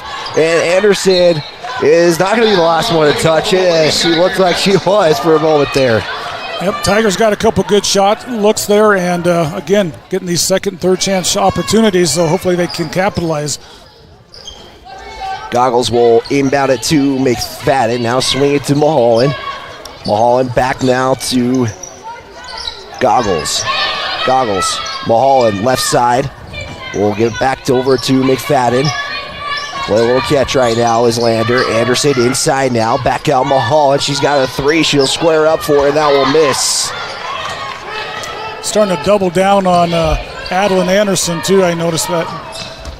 Making it hard for her to get a shot off. Yeah, Anderson's only got 1 score in this quarter. Approach the 60-second mark of this third quarter as the shot's going to be off the mark. It's Siebert who saves it for Mountain View. And that will go out of bounds, and that will stay with Mountain View. I didn't think anybody touched that. Maybe I missed it. Number 15, Kate Walker. Back into the technical lineup. Number 24, Kiara Friday. Kiara Friday going to check in for Anderson. Only substitution for Lander. 49 seconds to play in this third quarter. Mountain View still up by 9. Michael I going to try and change that to 12. Can't do so. Friday with the rebound, and the whistle was soft and then blew it louder, and I think that was the right call. Friday kind of took the step before she dribbled it, and I was waiting for the whistle to happen. It was a soft whistle, and the official will finally make the call. Yeah, Friday was on the way. She was going down there for the layup. Inbound to Pitts, swing it now to Michael I. He'll give it back off to Hickey. Hickey has nobody in front. Shots off. Pitts will corral the rebound. 25 seconds now left to play. Hickey inside, drives, switches hands, shots off, fight for the rebound. It's Goggles. 14 seconds left to play. They'll give it off to Chance on a long pass. Chance looks to take it herself. She'll miss it, but it's foul first. Going to the line to shoot 2, Georgia Chance. It's a nice drive by Chance again. She's definitely taking advantage of the opportunity she's been given to play in this game. Yeah, she'll go to the line, and first trip for Chance tonight. She's got 11 points. First free throw. He is going to hit the back iron and no good. Lander just 2 of 6 from the charity stripe tonight, so not many opportunities from the line for Lander tonight. Second free throw off the front iron. Fight for the basketball will go to Hickey. 6 seconds. And that one will go out of bounds. It's last touch by Friday, so Mountain View's got about 3.6 seconds left to play, and Mountain View's got a couple of shooters in Michael Lai and Hickey right now. Pitts 2 if they elect to, as she's got a 3 in. Inbound, Michael Lai, 3 at the 2-second mark is off the mark, and McFadden will grab the rebound at the end of the third. Landers down by 9. It was a 13-11 third quarter score. We'll step aside, and we'll be back after these messages. Final 8 minutes coming up here on the County 10 Sports Network. Construction is a local contractor dedicated to our community. We're proud to support our student athletes in every sport, on and off the field. We believe in hard work, crafting excellence, and building legacies one project at a time. We bring your vision to life. Visit GoddardConstruction.com to see what we can create for you. Goddard Construction, building Fremont County one project at a time. Northside Auto Body Shop in Lander is proud to support sports and student athletes for the 22-23 season. Northside Auto Body is a staple in the Lander community and is primarily engaged in automotive body, paint, and interior repair and maintenance. If you hit a deer or have a vehicle accident, Northside will get your repairs handled and accept all forms of insurance. Javi and the crew got you covered at Northside Auto Body Shop, 323 North 2nd Street, Lander. Read all about the Fremont County Sports Weekend at county10.com. Final 8 minutes about to start. It is 43, Mountain View, Lander 34. Mountain View only, like you said right before we came on, lost only 2 points in that third quarter, and Covelo has checked in to start the fourth quarter. We are underway here. It was tough, because every time Lander made a run, Mountain View would hit a three-point shot to keep that momentum slowed down. Hickey, right side, outside, matched up by Friday. She'll drive in. We'll get a blocking foul on Friday. So Friday now with 3 personals, foul trouble. Everybody at least with 3 fouls, nobody with 4. Number 24. For Lander, it's Hayden Goggles, and Friday for Mountain View, it's Covelo. Pitts inbound. She'll be fouling, go line for 2. It's a smart play. Shoot 2, Kalia Pitts. It was a tough shot, but she got the inbounds, just put it right back up and drew the foul. Kendall McFadden will pick up her second personal. Second team foul. It is the second team foul, so something to maybe look out for as this game goes on. First free throw from Kalia Pitts is off the mark. Make sure you stick around. We'll have a quick Bailey Tire and Auto post-game show. We'll get right into the pregame show for the boys. Second free throw off the mark. Adeline Anderson will corral the rebound, and Lander will look for their first points of the fourth quarter. Try to cut this to a 7-point game. Goggles will drive it herself, take it all the way. That's off the mark. It's Covelo with the rebound. Nice drive, just couldn't quite get it to fall. She's going right at Covelo, too. Hickey on the left side. Cross-court pass that off to Walker. Now look for Covelo inside. Matched up by Anderson. That's going to be a foul, and Anderson will send Covelo to the line. Lady Tiger foul.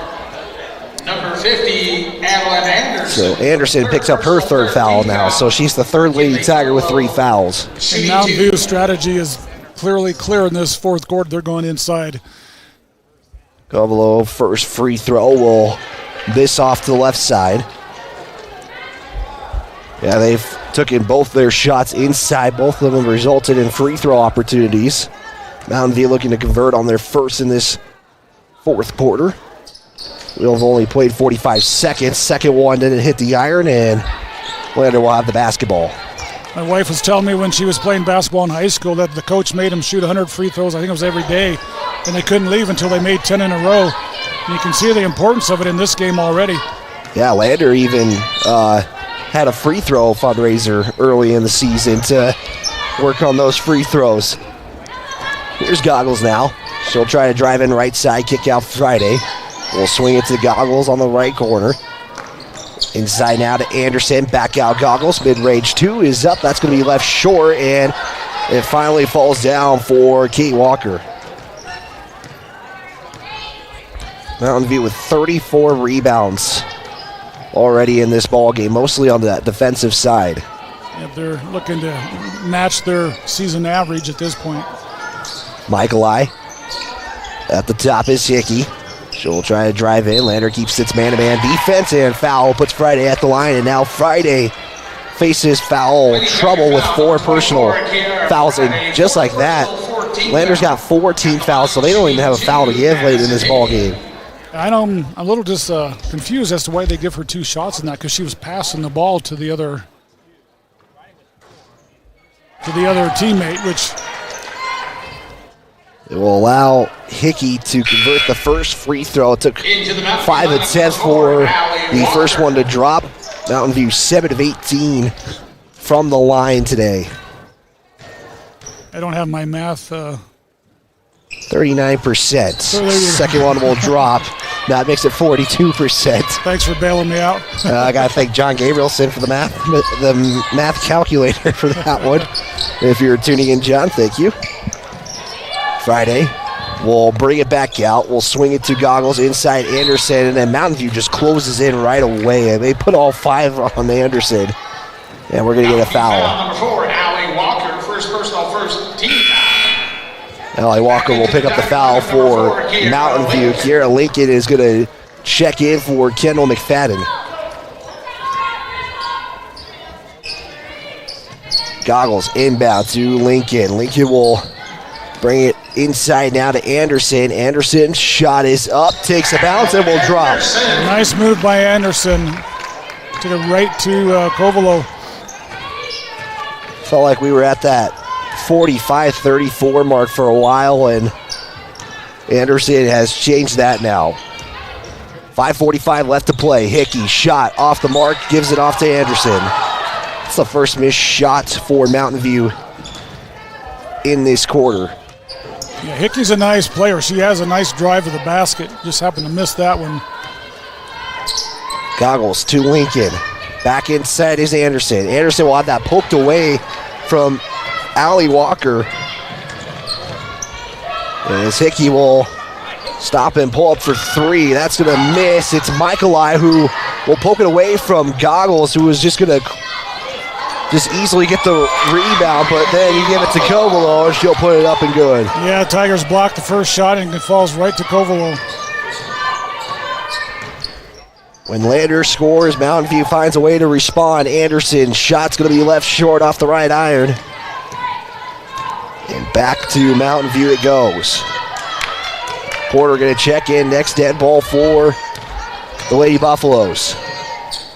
Michaelai will look inside for Covelo. Shots up, shots good.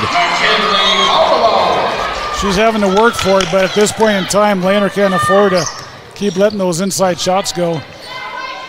Goggles will go left side, and head coach Drew Powell will take a timeout for Lander Valley. It's going to be a 60-second timeout. We'll take one as well as you're tuning in to Lander Valley basketball on the County 10 Sports Network.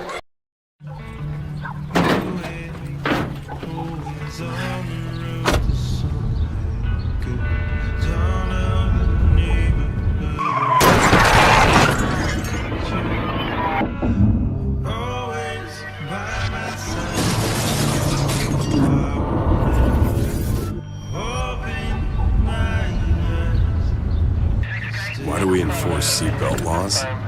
Because in real life, you don't get a second chance. Justice Jacobs State Farm Insurance Agency, where friends go. Justice and his team are dedicated to helping you protect what's important. We offer a variety of insurance products and services to help you protect what's important to you. With customizable coverage plans, safe driving rewards, and discounts, Justice Jacobs can help you create a solution that's right for you. Go Tigers! Visit us at 990 Main Street in Lander or online at insuredwy.com.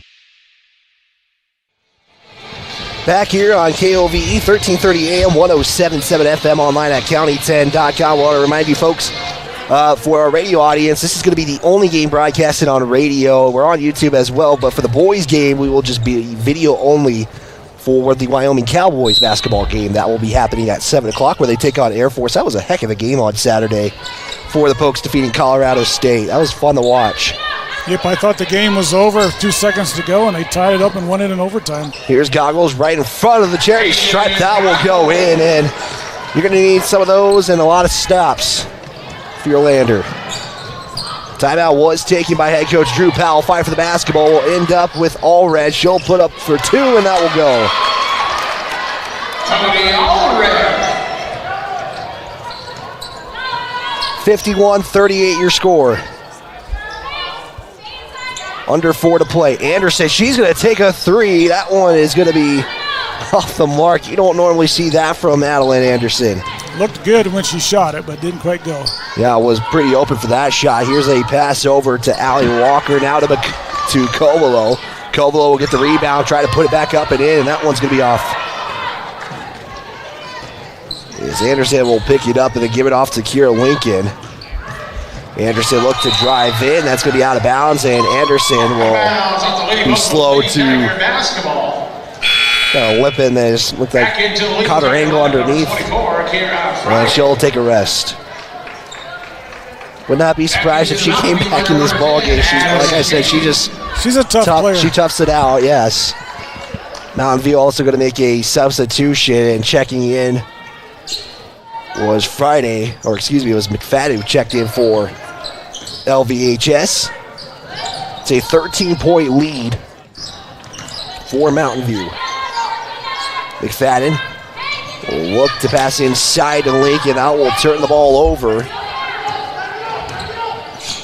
And Michaeli will bring it up as head coach Drew Powell is telling them they got to play a little bit tight defense here, especially down this final 3 minutes. As that shot's going to be altered from Allred. Covelo will pick it up, and she'll drive in and she'll be fouled. That was a pretty lucky bounce for Mountain View because it looked like it was going to go out of bounds, and they were able to get it. I'm curious to see if Georgia Chance goes back in for the Tigers here with about just under 3 minutes to go. They're going to need some points here quick. Yeah, and Mountain View is in bonus for the remainder of this game, and I feel like you just kind of have that magic crystal ball as Chance will check in for McFadden, and this again puts Mountain View in the bonus for the final 2:53. That is huge, especially since it's not 1-and-1s, it's 2 free throws from here on out. Yep. Covelo at the line. She did make the first. She will miss the second. Rebound will go to Mulholland. As Goggles will drive in, shot is altered by Covelo, and Lander will keep the basketball. I think Covelo also leads the state in blocked shots, and I guess that shows you why. It's one of the things when you drive against a tall player, you've got to put your body into them so they can't get the block and then shoot it. Yeah, and look who's back out there trying to tough it out is Anderson. So drive it into the paint, shots off. That's going to be no good, and once again, it's Covelo, and she has a double-double night. 19 points and 12 rebounds. Michaeli will give it off now to Walker. We'll go around right side of Hickey. Hickey will drive in, spin, pull up for a floater shot, no good. Covelo, rebound, that's going to be no good. We got to fight for the basketball, and it's going to be controlled by Lander. Here's Goggles trying to take it all the way. That's no good. It's Friday who will rip it out of Michaeli's hands and will put it in good. And timeout taken by Lander. It's a 30-second timeout. We'll just keep it right here. 30-second timeout. Well, your hard work is paying off, and Eyes on Fremont is proud to see you compete both on and off the field. Student athletes have our support. Eyes on Fremont, located at 111 South Broadway Avenue in Riverton, your local optometrist. So it feels like when Lander's going to get a momentum going, it's like timeout. Coach Drew Powell, but you need that though to make sure the team still kind of can focus and figure out what the game plan is, because sometimes you might just pick up the pace and it's going to be craziness. We just saw it there where it was 8 players fighting for a rebound on that last possession for Mountain View. Yeah, and you make a good point though. He wants to, hey, this is our plan now. Keep them focused. And look at Lander though. This is one thing I appreciate about Coach Powell and these Tigers. They do not quit. They fight until the very end, and they're never out of these games because of it. Yeah, and they're not out of it. It's a 6-possession game if you think about it. I mean, they're going to need some help, some turnovers, some threes to drop, but until that final buzzer rings, they're still in it.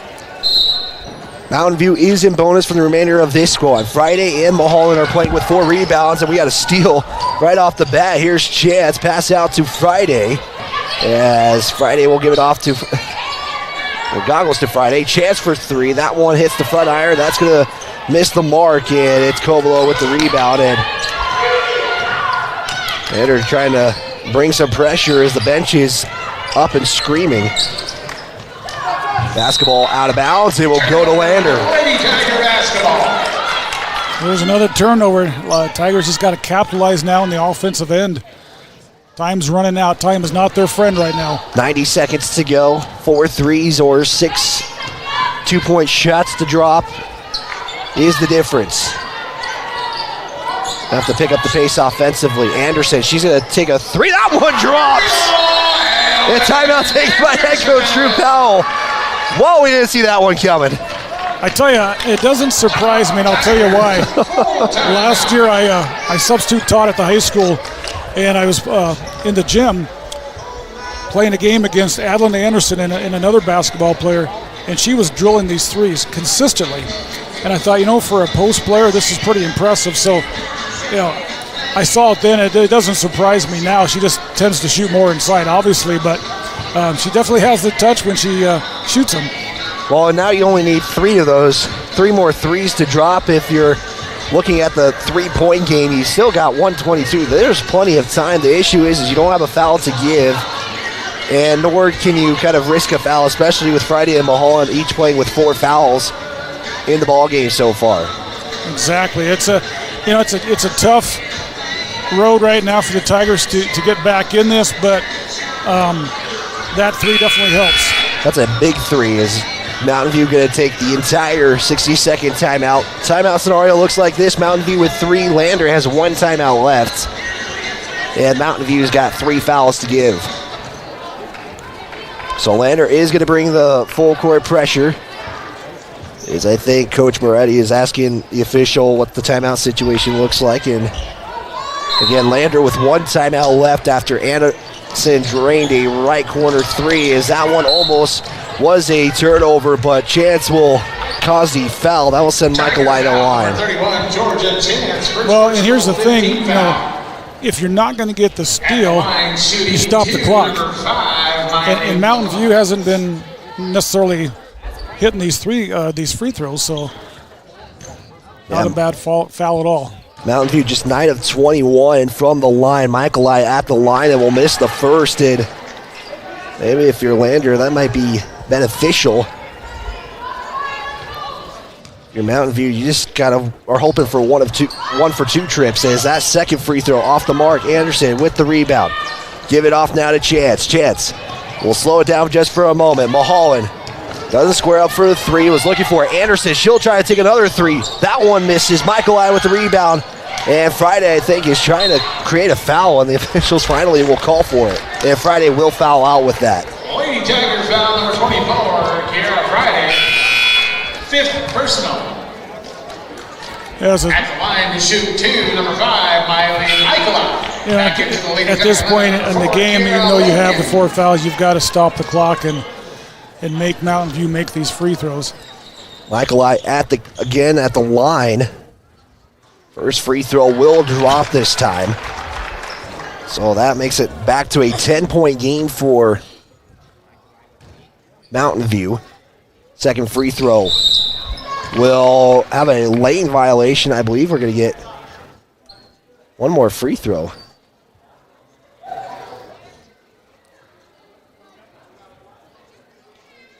Or trying to figure this out here, I think. Lady Tiger foul. They just gave fading goggles on a blocking foul? I'm not sure where I saw that one. Yeah, and Drew Powell's even questioning it. And now the ref's coming over to try and explain it to him, but she just was blocking out. You just don't see that call very often at all. Well, it sends Covelo out the line, and she will help Mountain View's cause by making the first free throw. Tell her your stat night, 20 points and 13 rebounds. I've already ran out of room on my stat sheet. She'll make the second. And this is now a 12-point game, so you're going to need 4 threes again, and that's about what you have to do here. Chance, give it off to Lincoln, but it's going to be poked away by Hickey, and Hickey is going to slow it down. I think they're going to just try to run the clock out here. Anderson will try to cause the foul. She'll play down with 4 fouls. Sandra St. Clair will check in for the Lady Tigers. Number 50, Adeline Anderson. And Mountain View knows that Lander needs the 3, and so they're overplaying on the outside. You could probably get a backdoor layup But, with this much time, you really need the 3-point shot.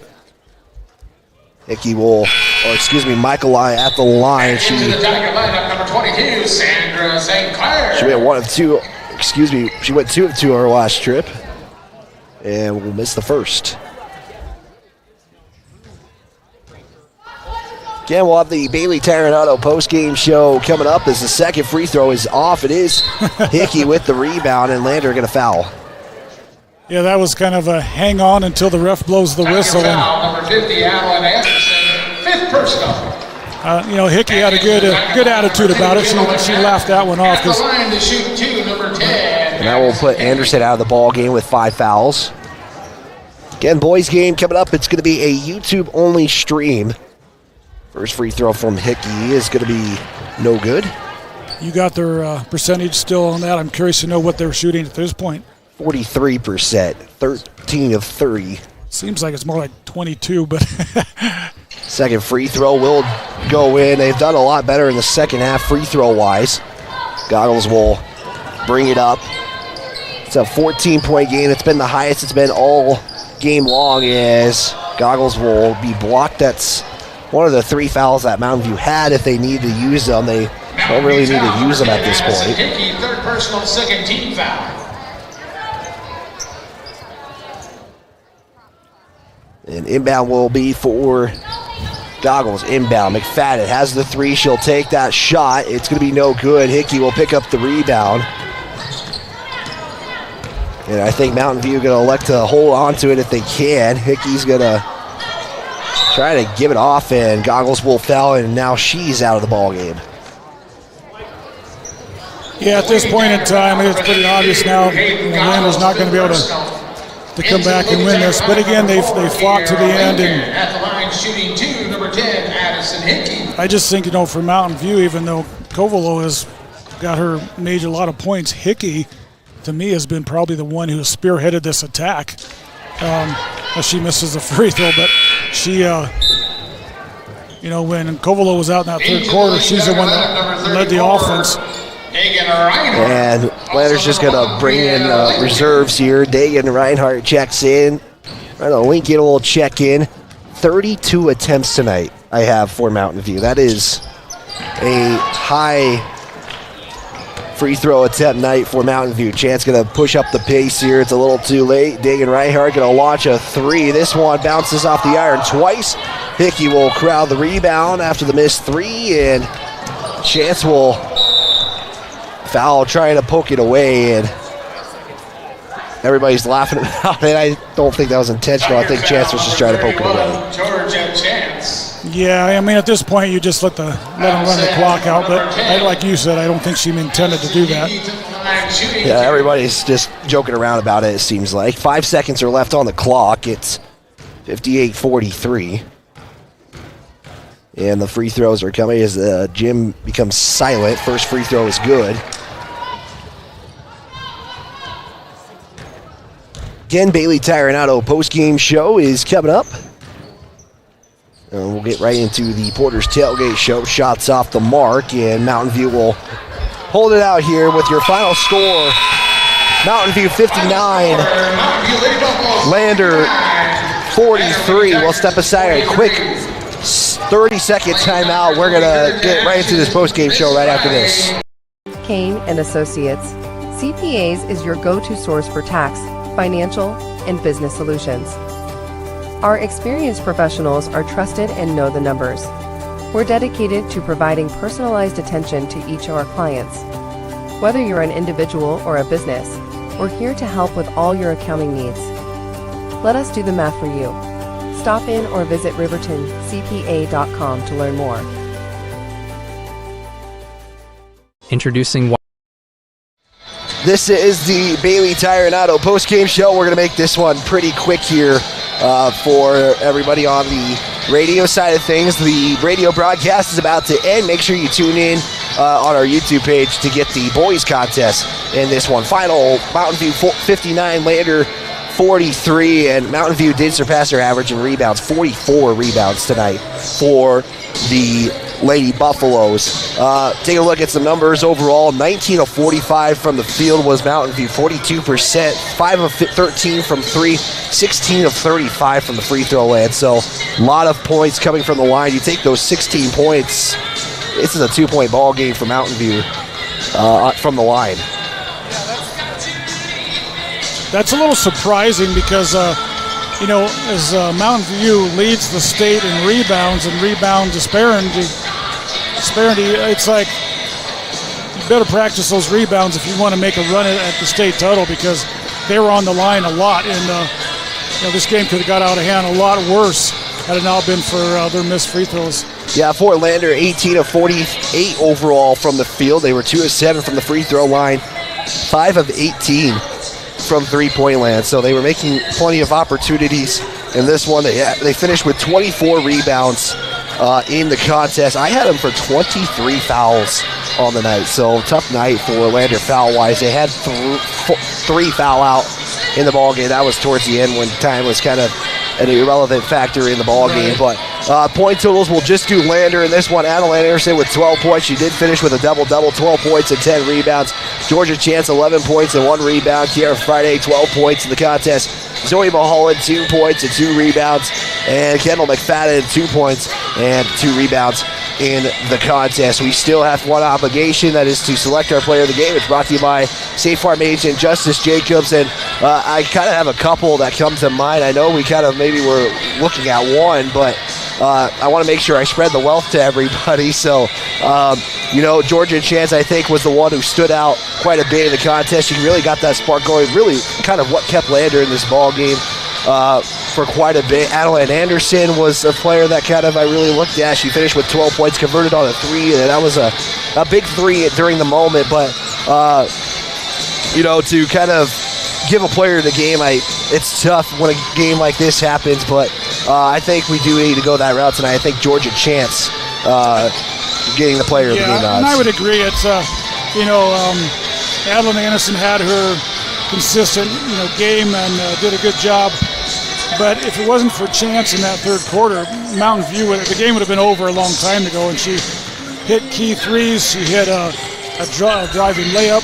She's playing good defense. Got a turnover. And so her spark kept them in the game. And, you just got to give, in this case, you got to give credit to Mountain View. They're not a one-man show. Kovalo, she did her damage as well. But the one that impressed me for Mountain View was Addison Hickey. I was impressed with her running of the offense. She hit some key baskets as well, and they're not one-dimensional either. And it's just that Lander again couldn't quite get those baskets when they needed to. And I look at this game, I look at the height difference, and I thought Lander did a great job of boxing out. But you can't coach height, and you got that height, and like I said, there was 3 girls, at least 5'10". Hickey, I think, as a guard, is 5'10" at least, and it makes it hard to get some of those rebounds. But hats off to Mountain View, and again, Lander fights till the end. Yeah, let's get right into the Porter's Tailgate Show. I want to make sure we play our full pregame interview with head coach Stu Mullis. Just do this pretty quick here. Since 2005, Lander is 25-5 against the Buffaloes. They have won the last 5 games that did include regionals last year from a season ago. Mountain View's last win was in 2021 in their contest. We'll talk more about these two teams. We'll make sure we get into that pregame interview with head coach Stu Mullis. So with that, let's give it to him right now. Of the Tigers, and coach, first off, we were talking right before this, and I was saying maybe finally in a bad way that the scoring drought kind of came in, but you never want to see those, but also that might have kind of been what cost the game. Yeah, I don't know. I mean, you never want to score 0 in a quarter. I am going to go out on a limb and say that has never happened in a game that I've coached. It would be one thing if we were taking bad shots. We go back to the quarter. We probably took 3 bad shots in that quarter. The others are shots we typically make, and a lot of them were 1 foot from the hoop. So that was not the reason we lost. The reason we lost was the third quarter when we gave up 28 points, and our defense was just not tough enough from top to bottom, and we talked a lot about that yesterday, and went over some things in practice, and you're just not going to beat anybody giving up 28 points. Maybe a little wake-up call. I don't really think it like that. I think it like we live on the razor's edge, and for this team, we have to play a certain way in a certain with a certain intensity every single time out, or that's going to happen. And so we can't take anything for granted. And I think potentially that's what happened. You beat Lyman pretty well on their home floor, and then you come back and you play probably one of the better teams you play all year, and you play them to a really close game. And I think that starts to creep into your mind a little bit. In some ways it's good to kind of build some confidence, and I felt like we did have confidence, but at the same time you can't have false confidence either and take for granted all the things that got us there. Yeah, kind of maybe what does that do for you as a team? I know you said you kind of go through some of those things, but maybe how do you kind of navigate that when things are going good? When you guys are building that consistency, how do you just try to maintain that consistency? That's a really good question.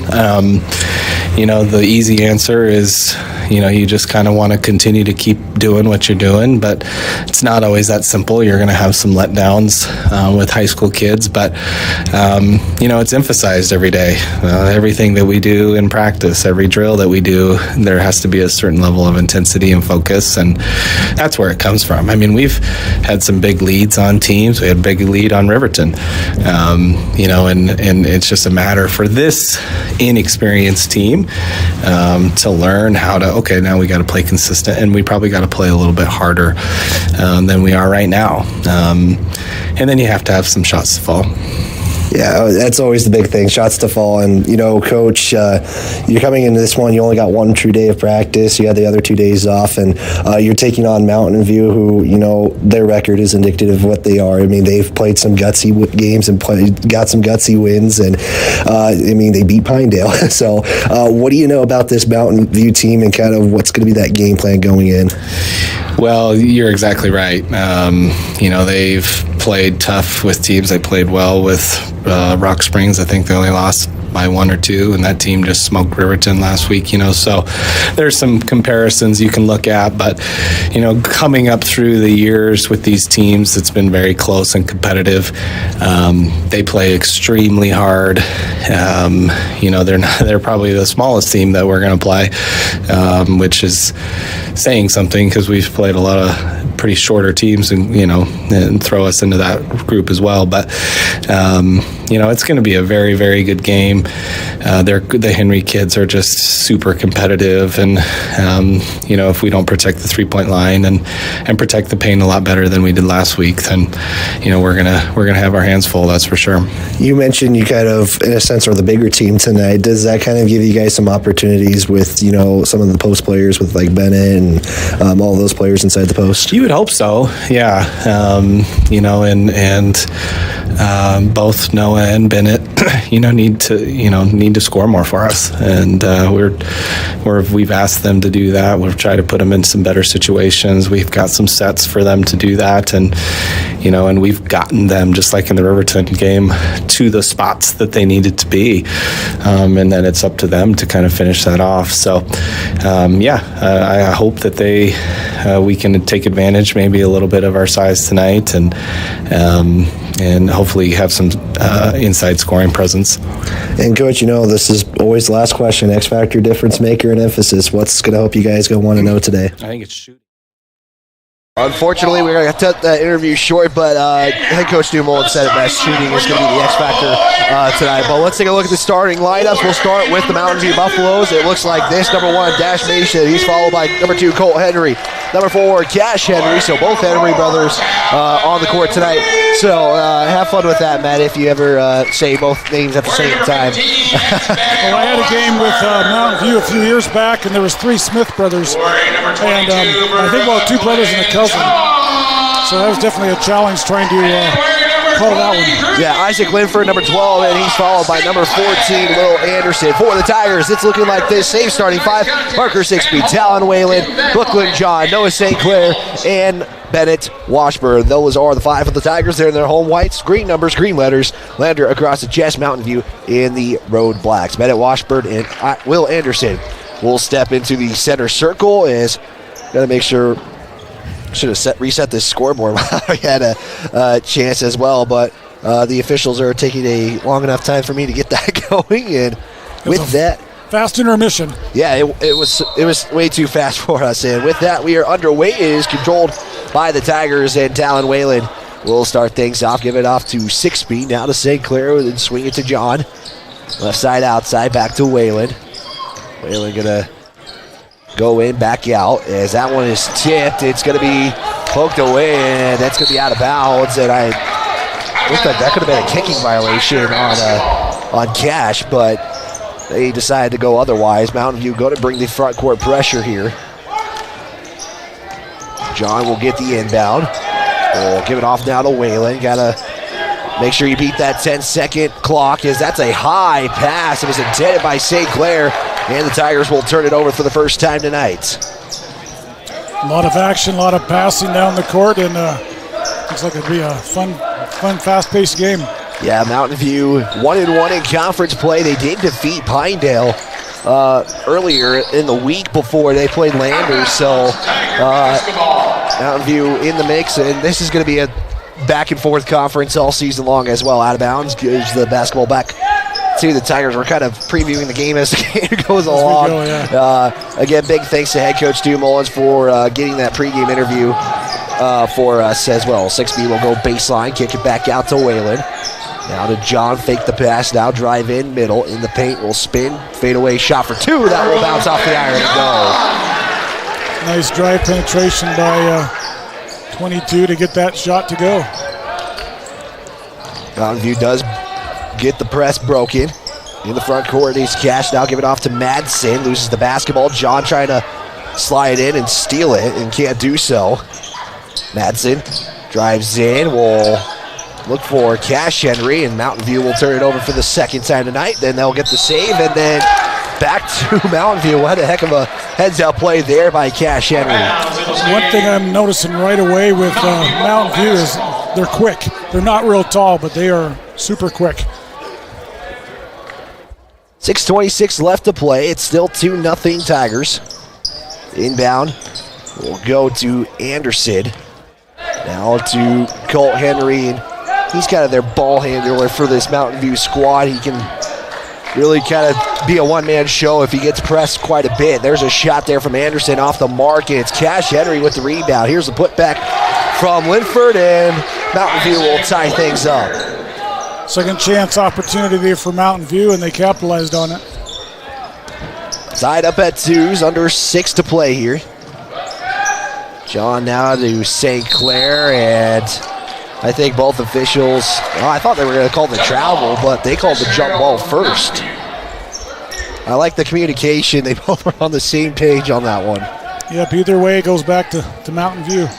Does change the arrow, though, to give it to Lander. Next jump ball, Madsen will cross it over in the front court, and John is going to have that poked out. John will pick up the steal, can't get the basketball. Now it's going to fall to the floor, and I think they're going to call jump ball again, and that one will favor Lander. Always get concerned when that ball's on the floor like that and guys are diving for it because somebody can get hurt down there. Whalen will inbound it, looks for Washburn. Nice tap out to John. Now we'll look back inside to Washburn, and I don't think the ball has been in somebody's hands for at least 5 seconds in that possession or most of this game. And a little bit of Keystone Cops out there. Still tied up at 2s. Madsen will give it off now to Colt, inside now to Anderson. Shots off the mark, 6B trying to save it, and we'll give it off to Whalen. 6B thought about giving it to Washburn, though Mountain View was ready for it. Now Whalen going to go one-on-one, trying to drive in, and he'll pick up his foot first and travel with it. That gives Lander 4 turnovers already in this ballgame so far with under 5 to play. Yeah, averaging 1 per minute. Not a good pace if you're a Tiger fan, probably especially for head coach Stu Mullins. Yeah, exactly. There's a 3. That's off the mark. Madsen will pick up the rebound. Kick it back out to Colt Henry.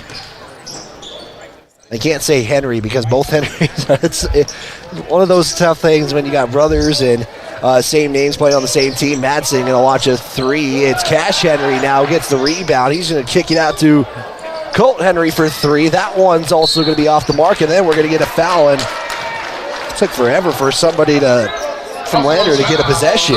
Yeah, they're just so quick. They beat Lander to the ball. They're not tall. I mean, both Henry, I guess, are they brothers? They're short, but they were so quick to get to that ball. Yeah, Mountain View averages roughly 26 rebounds per ball game for the Buffaloes. They only just average about 7 rebounds, and actually I lied. I think I have them for 16 rebounds per game on the season. Shots missed by Lander. A shot going to be blocked and puts Madsen to the line. So far, this is one of those games where it's kind of like everybody's run about 10 miles and 2 points each. Yeah, it's going quick, and you're seeing head coach Stu Mullins. He's kind of finding a lineup that's going to maybe get some momentum spark going. It's 2-all here on the Fremont Chevrolet scoreboard. Big thanks to them. And timeout. Or no, I thought everybody was going to their respective benches. First free throw was off from Dash Madsen. It was St. Clair who picked up the foul for the Tigers. Final free throw, Peyton Bell, Finn McFadden, and Bodie Moffitt in for the Tigers, and Madsen will break the tie off the made free throw. Makes it now 3-2 Mountain View.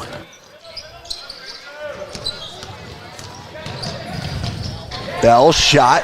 It's going to be off, and it's going to be Casey Walker who will pick up the rebound.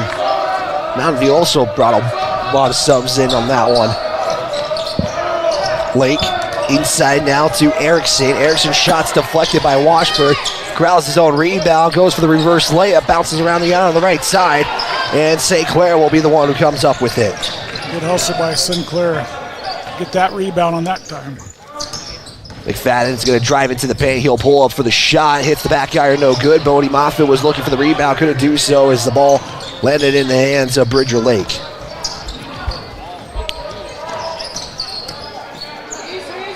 Cash Henry now to Casey Walker. And a fight for the basketball as Bell tried to poke it out, and we still got a fight for the basketball. Lake, 3, left corner, no good, and St. Clair is going to have a jump ball as Madsen goes in, and that gives Mountain View the possession. Mountain View basketball. It seems like St. Clair's the only one who's kind of been able to figure out how to get a rebound. Yeah, and they're going after that ball after he gets the rebound. I think Coach Mullins was a little upset they didn't get the call there, but you know, you just got to clear out. You don't want to hurt anybody, but you get that rebound, you got to let them know that they're not going to steal it from you. There's a 3. That's no good. Bell will secure the basketball, and he's going to push the pace, trying to take it himself, and I think they're going to get the... Oh, he kind of faked it on me. I thought he was going to get the charge call made, and... I did Mountain View too. foul, number 3, Bridger Lake. I think they give him an official acting award for faking everybody out on that. I thought they were going to give Bell on the charge, and instead Bridger Lake is going to be the one who gets the foul call, and Bell's going to now try to have to tie this up for Lander, and he can't do so, and he'll have one more opportunity to tie it up. You see in both these games so far, the girls and the boys so far this game, the importance again of free throws, making those free throws. Yeah, both teams just one trip so far. Bell trying to go 1 of 2. And we are tied here at the Bob Curie Memorial Fieldhouse. Cole Henry will swing it now. Get it back. Now we'll give it off to Anderson. Anderson inside to Lake. Back out now to Anderson. 3 from the right corner. Going to be left short. St. Clair Krause, his 3rd rebound of the night. It's kind of reminded me of the Pinedale game when Pinedale couldn't hit any threes or shots to begin their game last week. Yeah, and this one's going to be stolen away from Colt Henry. He's got Finn McFadden to beat him. McFadden is going to be called for the foul, but heck of a block attempt there from Finn McFadden. Yeah, that was not in my game. You're going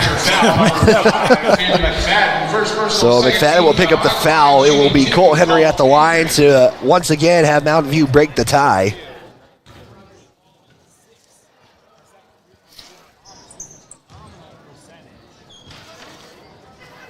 First free throw from Henry is off the mark. Back into the Tiger lineup, number 2, Parker Sixby, and number 4, Talon Wheeling. Back into the Mountain View lineup, number 12, Isaac Lindbergh. Getting a lot of subs from both teams in this contest, and Colt Henry will go on the line for his second free throw. They were shooting 85% on the year, and he missed the first and the second. And Mountain View will have a second chance opportunity, and Mountain View is going to be well above their rebounding pace tonight, and I know it's kind of something we've been looking about, but something we really haven't seen from this team all season long. Lake, baseline, going to get blocked, and Sixby is going to be shocked about that call. Tiger foul, number 2, Parker Sixby. Sixby will pick up his first personal. Mountain View basketball. Inbound to Walker. He's all swinging around to Will Anderson for 3. That one is also off the mark. Well, Mountain View is willing to just kind of try to shoot the lights out. They can't really convert on a 3. They're already 0 of 5 tonight. Yep. Sixby, he'll try to break a 3-point slump for the Tigers. That one's no good. And that's how I have them for their first 3-point attempt tonight. Yeah, Lander tends to be more of a 3-point shooting team. But Mountain View is definitely not afraid to shoot it. Yeah, I mean, they've gone left corner, right corner. I mean, those are about the 2 spots they have shot from. Every corner except haven't any of them drop yet. And that one's going to be taken away by the Buffaloes as Lander will have its 6th turnover now. And you can see a Mountain View strategy. They don't have the height, so they've got to hit the outside shot. Henry will swing it now to Walker. Inside passes. Washburn will kind of get in the way of that. That's going to be a turnover on Mountain View. Whalen is going to give it off to Sixby. Pump fake 3, drive into the paint. Down to McFadden. McFadden back to Sixby. Sixby's going to go in the paint. That one poked away. And it's going to be stolen by the Buffaloes. As credit there to Isaac Linford on the steal. Both these teams are showing off their quickness. We are tied at 3s, under 30 seconds to play, excuse me, in this first quarter. Whalen trying to get the steal. He'll look for Bell. He's got 2 behind. Bell shot will break the tie. That's just good defense there. 10 seconds to play. Henry, give it off now to Anderson. He'll go left side, kick out now to Walker.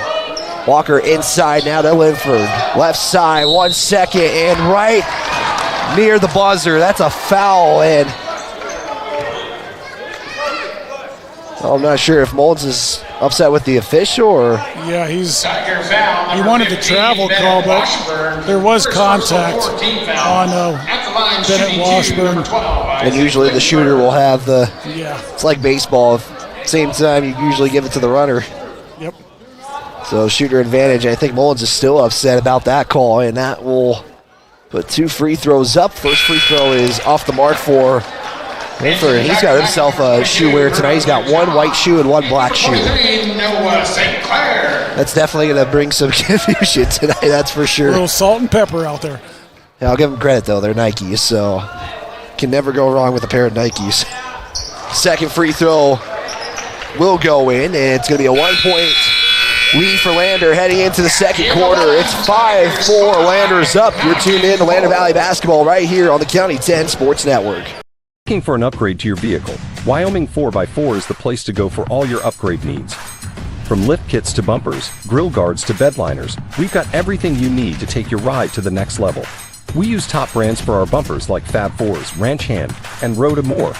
So get your vehicle ready and stop at Wyoming 4x4 or give Dan a call at 307-857-3175.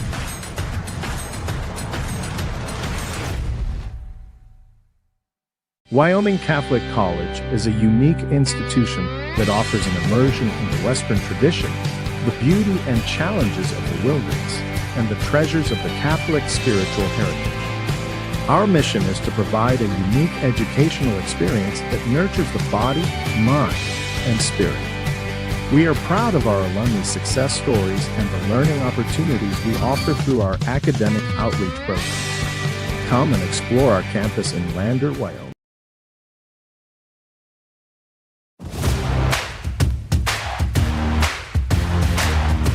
This is Lander Valley Basketball on the County 10 Sports Network. Second quarter action. 5-4 Tigers lead. As Mountain View did convert a 1 of 2 trip from the line at right almost near the buzzer. Whalen going to try to start the second quarter with a bang and out of bounds. It will be Mountain View basketball. Last Friday against Pineville, this was a quarter that Lander would like to forget. And we'll see if they can do something about it tonight. Well, here's Linford. McFadden will alter the shot, and Cash Henry's trying to save it. It bounces off St. Clair, and Mountain View will get the basketball. McFadden showing he's got some hops. He's got some speed. Yes. I mean, Linford kind of had time, but the throw was just a little bit ahead. Inbound will go to Anderson. We'll hand it off to Madsen. Goes left side back to the top of the arc. Madsen will back up to the logo. Matched up there by McFadden. Tigers running man-to-man. Here's the pass now to Cash Henry. So both Henrys out there to start this second quarter. Here's a shot from Anderson. That's off the mark. McFadden with the rebound. Good block out there by Finn McFadden. Whalen. Back out John. Right side outside now, drives in. Almost got caught with the travel there, and going to get a blocking foul on Mountain View. Dustin Reese, the head coach for the Mountain View Buffaloes. He's also been at Mountain View for a very long time. He's actually part of the girls' state championship coaching the team. He was the head coach for the Lady Buffaloes when they won their state championship. That's impressive. So he's been on both teams here for Mountain View. Here's a spin from Noah St. Clair, and Noah St. Clair will get the first points for Lander Valley in the second quarter. Makes this game 7-4 on the Fremont Chevrolet scoreboard. Again, appreciate you tuning in on YouTube. Feel free to chime in on that chat and let us know where you're watching from tonight, as Anderson going to watch a 3 from the top of the arc, and just like that, Mountain View has made this a new ball game. They finally hit one of their threes. Yeah, I mean, they're willingly shooting that 3 right now tonight. McFadden drives in right side, and youch, and they're going to call an offensive foul. And heck of an effort from Lake to get up. I know it was a little slow to get up. Finn McFadden, second personal, first team foul. Yeah, that was probably a charge. It was a good drive. Defender was able to get position. Number 1, Peyton Bell. Peyton Bell will check back in. Sorry, not the state championship. Runner-up in 2009, so. Okay. I got my years mixed up. That 2009 was I guess it was 2008. Lander won the state championship for the boys. Inside pass to Cash Henry. Shots up, shots good, and Mountain View will take the first. Cash Henry. Take their second lead tonight. And now suddenly everybody's making their baskets. It's funny how that works. Just needed a warm-up. I guess they needed some extra warm-up time. Bell 3 is no good. St. Clair almost could have been called for an over and back. They're going to push the pace as Cole Henry was trying to get an easy bucket. Bell will come up with the steal, and Bell's got 3 Mountain View Buffaloes just speeding behind him and get the steal. Yeah, this is back and forth. I'll tell you what, it makes you work as a cameraman, that's for sure. Yeah. Well, Mountain View will now slow it down. Cole Henry will drive in, lose the basketball. Last poked out by the Tigers. Out of bounds, it'll stay Mountain View basketball. And we're going to see Bennett Washburn check in. Number 15, Bennett Washburn. For Noah St. Clair. Mountain View basketball on the baseline. 5:14 left to go in quarter number 2. Inbound will go to Anderson. Bell is going to get in the way of the passing lane and will try to save it, but a little too late on that one. Out of bounds, it'll stay Mountain View basketball. Both these teams are really good defenders. You're seeing that on their quickness on both sides of the ball. Henry will give it off now to Colt Henry. Swing it to Madsen. Back out to Colt Henry. He'll take one dribble to Cash Henry. And shot there from Lake is deflected. Tigers almost get the steal. Washburn will get in the way of the shot, but I think he's going to be called for the foul. And they will give Bennett Washburn the foul. That will put Will Anderson at the line, and Noah St. Clair will check back in, as well as Casey Walker.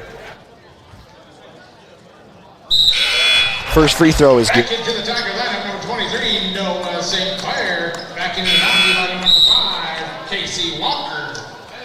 Into the Mountain View lineup, number 15, Jay Kaiser. As we're getting a lot of substitutions here for Mountain View. Checking in for the first time is Jay Kaiser. Yeah, both teams, they've got to sub a lot because they run the ball and there's a lot of fast-paced action. 6B grabbed the rebound off the missed free throw. It makes it now 10-7, and Lander is going to have it stolen away again. 4:34 left to play here. Tigers down by 3, 10-7 on the Fremont Chevrolet scoreboard. Second conference game for the Tigers. Excuse me, third conference game of the season for the Tigers. Lander 1-1. Mountain View is 1-1. I don't know what sure that pass was, if that's a pass or an alley-oop or what.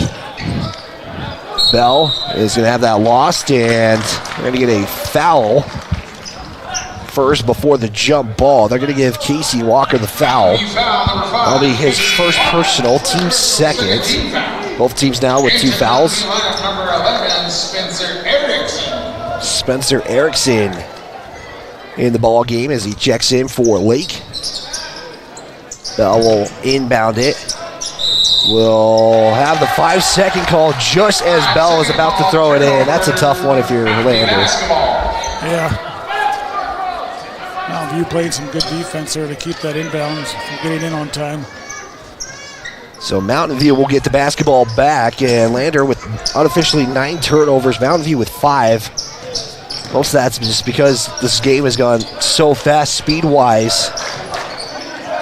Madsen going to take a 3 from the left side and will drain it. It hasn't been a high-scoring game so far, but again, Mountain View just continues to fire the 3-point shots. Yeah, 3 of 8, or 2 of 7, excuse me, from beyond the arc in this one. John will give it to 6B. Mountain View playing man-to-man defense. 6B will give it off to St. Clair. Back to 6B, right side.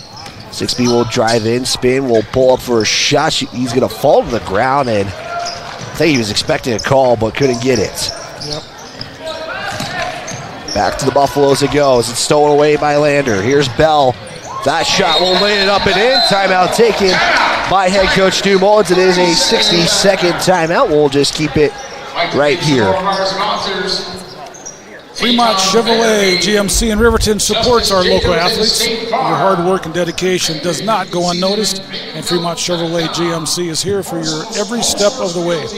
Located at 1401 North Federal Boulevard in Riverton. Big thanks to Fremont Chevrolet GMC. Again, big thanks to them for their scoreboard sponsorship. 3:14 left to go in a very low-scoring affair game in this one. Yeah, this game is, it has had really absolutely no rhythm because both teams are turning the ball over, lots of missed shots. I think whichever team can kind of get into rhythm, probably going to see some pulling away a little bit. But, yeah, this is anybody's game at this point. And I'm just, I think a lot of this, too, is just because of the quickness of both teams. Mountain View, their guards are short, but they are quick. Yeah, both Henrys are out as of right now. Madsen will bring it up and swing it to Walker on the right side. Walker will have that poked away, and Bell, he does such a nice job of knowing when to poke it away, and Peyton Bell has got 7. Yeah, he's done that twice in a row now. It's Peyton Bell 7, Lander, rest of the team 4. That's a pretty good night if you're Peyton Bell as of right now. Yeah, his quickness is, he's every bit as quick as the Mountain View guards, and paying off. Yeah, Sixby going to pick up the foul. That's his second personal. Mountain View on the inbound. Long inbound to Will Anderson. Anderson will give it off now to Walker. At the logo, Bell matches up with him. As Madsen will drive in, shots up. That's going to be no good. It is going to be Talon Whalen with the rebound. Give it to Sixby. Now Bell, here's the 3. Can he keep it going? He will! That gives the Tigers a 1-point lead. Peyton Bell, he's a great passer and a great ball handler, but when he shoots, he's got a great shot. He tends to be more of a team player at times, but the team needs him to be a scorer tonight, and he's definitely doing it. Yeah, he has 10 of the 14 points for Lander. That is a good night if, like I said, if you're Peyton Bell. 30-second timeout. We'll just keep it here. Wyoming Catholic College is proud to cheer on our local athletes. Your dedication on and off the field is admirable. Find us online at wyomingcatholic.edu. And Bailey's Tire and Auto is proud to support our local athletes as well. The full-service tire and auto shops are located at 755 South Federal in Riverton and 1305 West Main in Lander.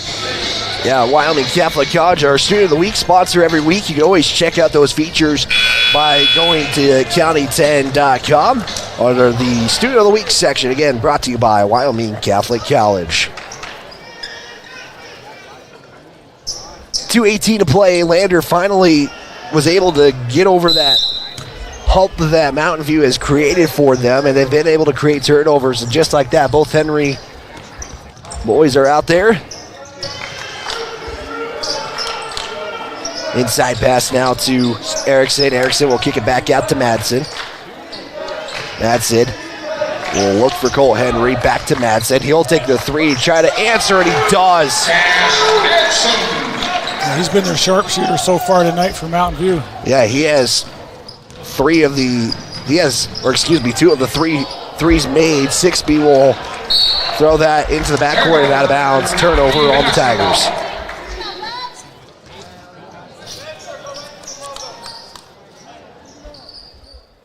(16-14) your score. We're going to see Fitton McFadden check in for Lander. And he will check out Parker Sixby. Mountain View basketball inbound will go to Cash. Give it now to Madsen. Probably had a 3 if he liked Thought he was going to shoot it. Well, and it happens to be now Bell will poke it out, taking himself all the way. Shot's going to be off, and a fight for the rebound, and we're going to get a foul, and Bell will pick up the foul. And the official quickly explaining his explanation on that. Not sure, Peyton, what he was saying to the referee. They had a fun little conversation, though. Yeah, it looked like it was all good. I think both of them kind of knew. 90 seconds to play in the first half. Again, we'll have our Buckle Up for Life halftime show. We plan to talk with head coach Drew Powell. Well, the Lady Tigers, here's a pass to Willie Anderson, left corner 3. He's going to be left short, and St. Clair was about to corral the rebound, and then Spencer Harrison finds a way to have it land in his hands for a putback. Yeah, tough break for Lander there. Mountain View back up by 4. Biggest lead's been 6 for the Buffaloes tonight. St. Clair drives in, floater shot. It's going to be off the mark, and that's going to be tapped back in. I think St. Clair tapped it back in, but it looked like Mountain View might have touched it first. But yeah, that was a tough one to call on that. Well, either way, you have to give credit to St. Clair on the shot, but that'll give an 18-16 lead before Mountain View. Anderson put back shot's going to go on the other side. Colt Henry with the rebound. Madsen drives in right side, looks for the reverse layup. That ball will spin for a while. It's Colt Henry with the rebound again. And Mountain View will just reset things here. I think they're going to try and get the last shot here in the quarter. 12 seconds to play. Madsen will swing it now to Cash Henry. Cross-court pass it off to Colt Henry. Henry back to Cash. Here's the three. Altered by Finn McFadden. And St. Clair with 1 second will launch it at the buzzer. It's going to be left short on the right side. And we are at the halftime intermission. The Lander Tigers do trail by 2. It's 18-16 in a low-scoring affair. You're tuned in to Lander Valley Basketball on the County 10 Sports Network. Mountain View Supply, your local experts in fire and water. We got everything you need for new installs to accessories, and don't forget our great selection of stoves, grills, and spas. We've been serving Wyoming for over 40 years, so you know you can trust us for quality products and expert service. Visit portersmvs.com or stop by our Riverton or Casper locations today. Porter's Mountain View Supply, located on 750 East Sunset Drive in Riverton. Perfect Power is a proud supporter of athletics and student athletes all across Fremont County. Perfect Power provides services for residential, commercial, and industrial jobs. Darren Hubble, owner and master electrician, has over 30 years of electrical experience. Darren's trustworthy team of professionals can get the job done right. Perfect Power, serving Fremont County and surrounding areas. Stop into 1320 West Main Street, Lander, or give them a call at 307-332-7184. At Eyes on Fremont, we know that good vision is about more than just seeing clearly. That's why we're dedicated to providing expert eye care for the whole family. From children's exams to contacts, LASIK to glaucoma treatment, we're here to help. We accept most insurance plans, and our experienced team will make sure you feel right at home. Schedule an appointment today at 111 South Broadway in Riverton, or give us a call at 307-856-9000. Visit WyomingEyes.net to learn more.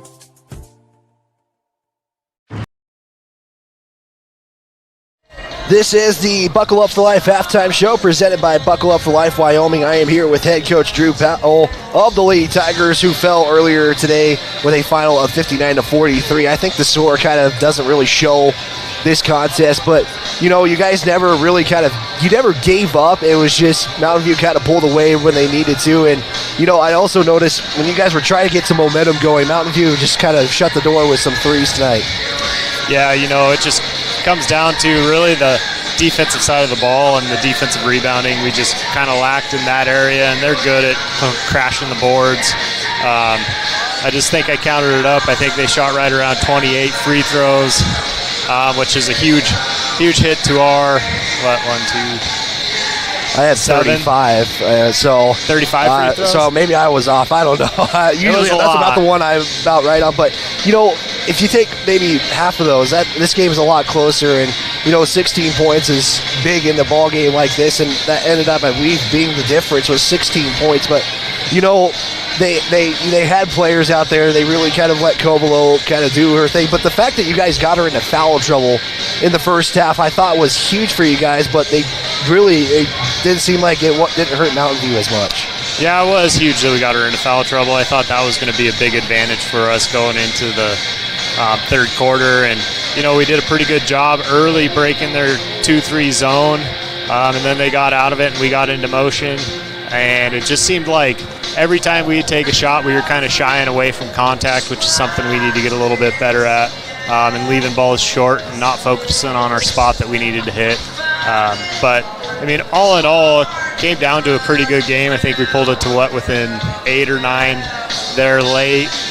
We're just not quite an offensive-heavy enough team to make those deficits up probably in 2 minutes. I mean, you could, but with the new rules and being able to shoot free throws early, it's kind of hard to make runs at the end unlike it used to be. I wish they would go back to the 7 rule now. Yeah, I know that it definitely kind of felt like they really took advantage, especially in that fourth quarter. I think they had probably 5 minutes left of the game where they were allowed to go into the bonus in the contest. Like I said, 35 attempts too, and you guys only had 7 attempts tonight. That's also, like, we know we were talking just a little bit about that, but just the difference between 35 and 7, that's a huge difference tonight. Yeah, it really is. I mean, it could be a swing of 26 points or 28 points. So, I mean, it'd really help if we could put a few more free throws up there. But I think it really comes down to just not shying away from contact and drawing those fouls when we go up to shoot the ball. which they're pretty good at. They're a big, strong, aggressive team, but we'll get better at it. I know you mentioned like you guys aren't the offense team that you guys want to beat yet, but you still have 3 players again, and we get that double-digit figure tonight. So, I mean, they're able to score, but how do you kind of maybe, I know it's maybe just kind of more practice on the offensive stuff, but how do you kind of develop in getting more players, like getting opportunities at shots? I know you had one of your scorers who had double digits came off the bench tonight. She was our player of the game in Georgia Chance, and those 3 threes were, I think, big in that second half. But, just sharing the wealth, I think you guys are really doing that. I think that's something that stands out with you guys. Yeah, we do share it. We have a couple girls that probably need to shoot a little bit more, and we've talked about that. And just to get some pressure off the other girls, but having one that comes off the bench that can score as well is huge. Most teams probably don't game plan for her as much, but it really just comes down to we all need to be able to make shots and really go into that contact and finish when we can. Well, Coach, it's Powell Friday, Level on Saturday. Powell was first game of the season, so it's been a while since you guys seen Powell, but you guys were both in your first games. You guys are now, I mean, in a sense, different teams as far as, where you guys are at. Just kind of preview Powell a little bit this upcoming Friday. I know they're a lot more press-heavy team than we've seen in a while. I think they turned us over right around 30 times the first time we saw them, and we shot, I think, 53% from the three-point line, which we haven't seen in a while. But they're a big physical team. They're not as guard-heavy as some of the teams we've been seeing lately, but they do press a lot. If we can just figure out how to break that press early and get them out of it, I think that's where our advantage lies. And then the defensive rebounding side of the ball again. I think the last time we played them, they had 20-plus offensive rebounds, and if we can just minimize those, it's really going to take a lot of the damage out of it. Well, Coach, again, it's not always easy to come up off of a loss, but I appreciate you coming up and always chatting with me at the halftime. Yep, have a great day. Hey, thanks, Coach. Coach Drew Powell, as, again, Lady Tigers fall in a final of 59-43 in their contest. Again, Georgia Chance with our player of the game. I will make sure to get head coach Drew Powell a T-shirt before he gets out of here tonight. As we continue our Buckle Up for Life halftime show presented by YDOT. Wants to remind you, seatbelts saves lives. Buckle up so you can stay in the game every time, every ride. As we're going to bring Matt Myers back on to the broadcast. Let's kind of talk about this game just a little bit before we take a break here. This is just kind of one of those low-scoring affair type games. I mean, 18-16 normally it's kind of that 20-point mark, but Lander was able, after last week, Lander was able to stay in this game, and right now it's kind of been a couple of threes in this contest that are being a difference maker right now. Yeah, this is a game that can go either way, and the first half, both teams are evenly matched. There's quickness on both sides. The brothers from Mountain View, their quickness is amazing. And then Peyton Bell's quickness, he's getting steals left and right, and not a really good rhythm either way. I think it's why it's so close and why it's so low scoring. So it's going to be interesting to see who's able to insert their will in this third quarter. Maybe go up and start pulling away, or just be able to win this game, because it's going to come down to, I think, execution and lack of turnovers. Yeah, right now Peyton Bell is keeping Lander in this ballgame. He's got 10 of the 16 points for the Tigers, and some of that is causing turnovers, getting those open lanes that he can take with those passes. Those have been great passes by his teammates. But yeah, Peyton Bell with 10 points, Noah St. Clair with 4, Brooklyn John with 2 points in the contest. Mountain View is led by Dash Madison with 7. We're going to take one timeout here before the second half starts, as this is Tiger Basketball on the County 10 Sports Network. Your score, Mountain View 18, Lander 16. Right-hand therapist, an orthopedic clinical specialist, an MDT therapist, as well as pelvic floor and pregnancy rehab offerings. With over 100 years of combined experience between our 7 clinicians, Elevate is your ticket to health. Find us in Lander, DuBois, and visit our website or Facebook page. Choose Elevate Rehab to elevate your outcomes. If you're looking for the best home cooking in Lander, look no further than Ma'am Ma's Kitchen. Our mouth-watering menu will have you coming back for more. From our famous Ma'am Ma's breakfast to our burgers, we've got something for everyone. Our friendly staff and welcoming atmosphere make us the perfect spot for a family meal or a night out with friends. Don't take our word for it. Check out our rave reviews. Call us today or visit our Facebook page to learn more.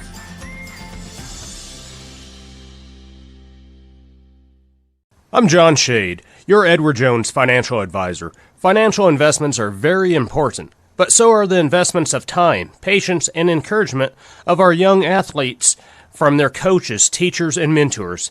That's why Edward Jones is a proud sponsor of the Lander Tigers on KOVE. Call John Shade or stop by my office at 824 West Main. Back here on KOEs, we almost had a catastrophe with one of our computers. Luckily, it's all good. It's not the computer that matters the most right now, but either way, it's 18-16.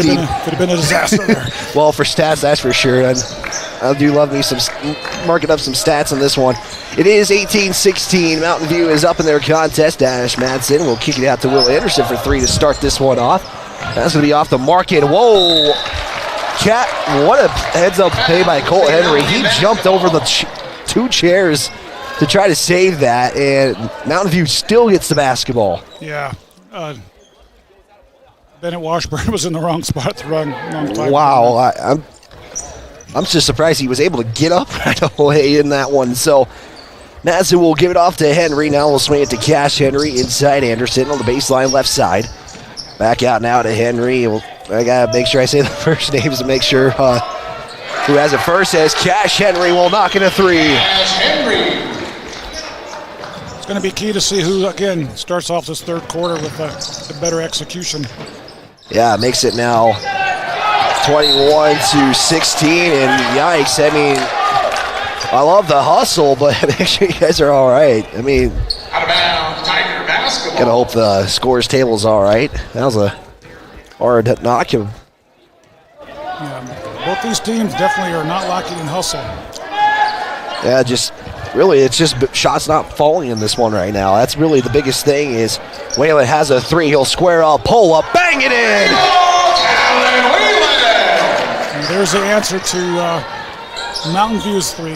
Yeah, you got to get somebody besides Peyton Bell really going to in this second half. Right now, it's Peyton Bell with 10, Talon Whalen and Noah St. Clair have more than 2 points credited for them. Cash Henry trying to answer back again for 3. That one's going to come back to the right side. He'll get his own rebound back to Anderson. Top of the key 3. That one is off the mark.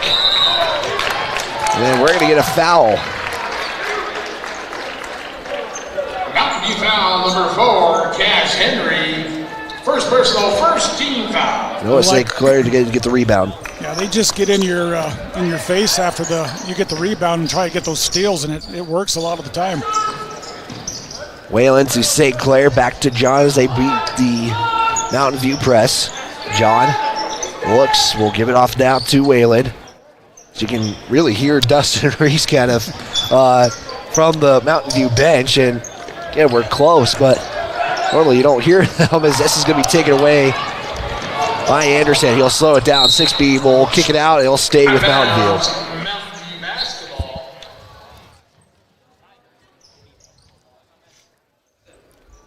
Stays with Mountain View basketball, 5:58 to play. It is a 21-19 advantage for Mountain View. Poked away, stays out of bounds, and goes to the Buffaloes. As Washburn poked that out. I don't think I've seen a game yet this year with so many steals, knockouts. I mean, just consistently. That's the one thing I don't have on my stat sheet is steals. In this ball game, I just have turnovers. Right now, the turnovers is 17 total. St. Clair fights for the rebound, but it's going to be a jump ball. Lander will keep it. Yeah, I don't think Coach Mullins was happy with that call. Again, they're just coming up there trying to get the steal, and there's physical contact, but. Yeah, just a lot of physical play tonight here at the Bob Carey Memorial Fieldhouse. John at the logo, goes middle left side, back out 6B. 6B will zip it over to St. Clair, pump fake 3 right side, tries to drive in, kick out to John. He's got a deep 3. That one is going to land in the hands of Cash Henry. Tigers just 2 of 4 from beyond the arc. I lie, it's 2 of 5. Here's a 3, Dash Madsen. That's going to go around the rim, but the iron, and wide open is Brooklyn John for the layup. 2, we're tied. That time Lander caught Mountain View trying to get a steal at the other end, and it cost him. Madsen will go inside. Tigers go zone defense. Cole Henry, 3 for the right quarter. Hits back iron. Sixby will fight for the rebound, and we'll give it out to Talon Whalen, and we're going to get a foul. Foul will go against Mountain View. Will Anderson will pick up the foul. That'll be just his first. Second team foul. One of the things you'll find in basketball is that if a team is playing with intensity, you've got to match it, or they'll eat you alive. John to Washburn, swing it now to Whalen on the right side. You'll give it back out to John. Thought about 3, might have maybe had it for a moment. Kick back out to John. Inside Washburn again. Washburn will just give it back to John, swing it to Whalen. Drive in, nice pass inside to Washburn. We're going to get a blocking foul, and this will go against Mountain View. Good ball movement by the Tigers. Mountain View foul number 2. Cole Henry will pick up the foul, and I don't think I've heard as many whistles tonight as I've seen all season, and the inbound pass will be a turnover. Cole Henry will lay it up and go in, and back to a lead. It goes to Mountain View, and that's not a bad thing in a sense. I'm not trying to be bad at the officials. I've noticed that tonight with them. Right. Yeah, and they have to call them because there has been a lot of calls needed to be called, but yes, it's just scrappy play on both sides. So I'm not dissing the officials. I'm just. No, and I agree. I mean, there has been a lot of calls, but like this one, it's that type of game. Yeah. Into the Buffaloes lineup, number 3, Bridger Lake, and number 5. So Mountain View doesn't have a foul to give. 4 team fouls. Peyton Bell, the leading scorer in this game, will check in for John. We'll see if Peyton can get the Tigers a spark here in the second half. Inbound pass to Washburn. He'll drive in right side, pull up for a layup, and that's good. Bennett Washburn with his first score of the night. Which is kind of hard to believe that's his first basket. Tied at 23s here in the Bob Carey Memorial Fieldhouse Gym. Drive in from Madsen, kick out now to Lake. He'll launch a 3. That's Walker on the 3. Bell's going to throw it off of Lake, and it goes to the Tigers. Nice heads-up play by Bell. You never want to be the player that they throw the ball off because that doesn't always feel good. You get hit the knee and Buffaloes do bring some front court pressure here. Bell looking to get it over. He is able to in the middle. Drive in, kick out now to 6B. Inside now to Washburn. Washburn will lose the handle. Almost get that stolen there from Cash Henry. St. Clair drives in, jump stop, layup on the left side is good. Good physical drive by St. Clair to get to the basket and score. 9th lead change of the night. Tigers lead 25-23 with 2:42 left to play in the third. Madsen will swing it to the right side is Cash Henry. He'll drive in off the screen. He'll pull up from the elbow. That's going to go in. It's been the Henry boys so far in this one. Yep. Mountain View continues that full court press, trying to get some more turnovers. Whalen was looking for St. Clair. He corrals it, and that's going to be 10 seconds. And 10-second violation, turnover. I think Stu Mullins was looking for a timeout if he had it, but I don't think the officials saw it. But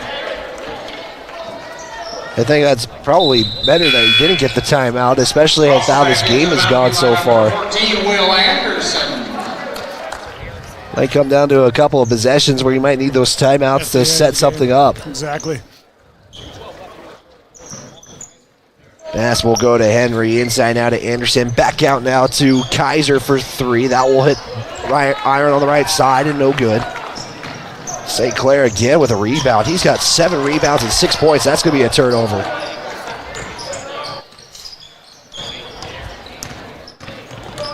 Walker looks now to Anderson. He's got an elbow shot that gets closed in quickly. Kaiser now back out to Walker.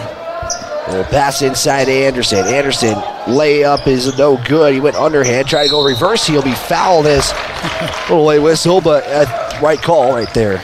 Yeah, it's too bad because that shot had no chance of going in. In fact, he shot it and it went back the other direction. But smart play on his part to get that foul. Anderson, Washburn's third personal. Washburn picked up his third personal. Anderson will make the first free throw. Number 5, Shane McFadden. Also number 22, Brooklyn John. It's a tough break for the Tigers because Washburn is their leading rebounder and they need him inside. Second free throw. He's up. Yeah, goes in and good. And just like that, Mountain View back with the lead. And that's going to be a travel. Back-to-back possessions resulting in turnovers for the Tigers. That's not what you hope for. No, and you got to give the Mountain View credit because this full court press is just non-stop aggressive going after the ball. Under 90 seconds left to play. Madsen, pass it off now to Walker. Back up, and there's going to be a foul. Bell will pick up the foul. Your foul, number 1, Peyton Bell. Second personal, second team foul. So Mountain View has been playing with 4 fouls for a while, and lucky for them because Lander hasn't been able to capitalize on some freebies. In this quarter, Anderson, 4th, 2, and that's a 4-point lead for Buffalo.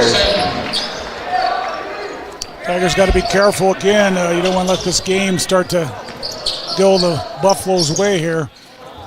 Bell will give it off to John. He'll cross the timeline, pass it off to McFadden, back out to Bell. He'll take a 3. That's going to be short as it goes to the right side. St. Clair will knock it out of bounds. I think he was trying to get Anderson's hand and be the last one to touch it there. 47 seconds left to play. Madsen will give it off now to Walker. He'll cross-court pass that off to Kaiser. Back to Madsen, stands at the logo. 36 seconds left to play. Inside, Anderson goes right side. Kick out now to Walker. Pass over to Madsen. He'll drive in. Floater shot goes in. Dash Madsen. 6-point game, biggest lead of the ball game. Lander's got to find a way to break this pressure and get some good looks at baskets.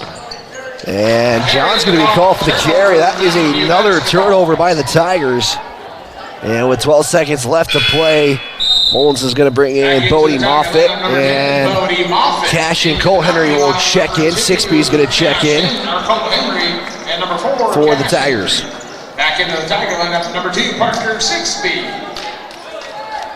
12.9 seconds left to play. Full court pressure here for the Tigers. Madsen, 9 seconds to go. Crosses the timeline, left side. Pass off now to Cole Henry. Over to Cash Henry. Moffitt in to close it. 1 second at the buzzer. It's left short. And Bell's going to watch it. The shot's no good either way, but he took one anyway. But we're at the end of 3. 10 lead changes, 6 ties in the ball game. Tigers trail 31-25. Final 8 minutes coming up here on the County 10 Sports Network. Mountain View Supply, your local experts in fire and water. We got everything you need for new installs to accessories, and don't forget our great selection of stoves, grills, and spas. We've been serving Wyoming for over 40 years, so you know you can trust us for quality products and expert service. Visit portersmbs.com or stop by our Riverton or Casper locations today. Porter's Mountain View Supply, located on 750 East Sunset Drive in Riverton. Myers Gambles is your one-stop shop for furniture, mattresses, and appliances in Lander, Wyoming. We have an unbeatable selection of furniture for your living room, bedroom, and dining room. Plus, we have the latest trends in home furnishings. Our mattresses are comfortable and affordable, and our appliances are built to last. Whether you're looking for a new TV, sofa, or refrigerator, we have the perfect finish, style, and function for your home. Visit us at 420 Main Street in Lander, or check out our website, landergambles.com.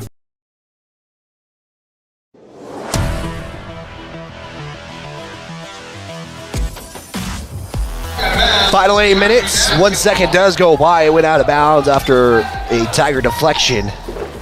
31-25 your score. Mountain View leads. As the Tigers have been down as much as 6, they've been able to tie it, take a lead. As that shot's going to be altered. John is going to be credited for the foul.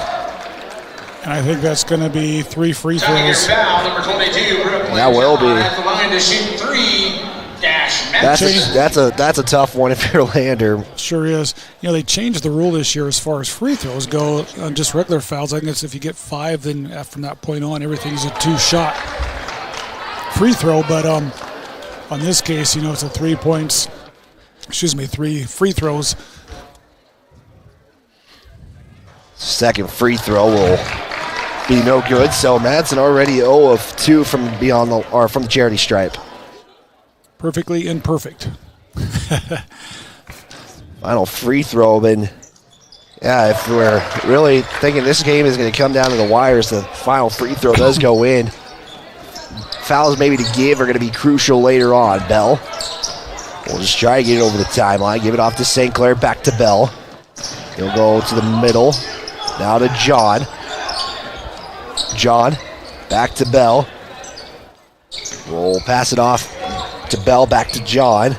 6-speed, catch and shoot. 3 is good! And that will help start cutting down this lead. Start that momentum back for Lander. Dash Madsen's going to drive in. Underhand scoop is going to be altered. It mishandled by Linford. Cash Henry pulls up for 2. That's no good. And there's a chance for Lander to maybe get something here. It's long pass to Washburn and dribbles it out of bounds. Out of bounds. Mountain View basketball.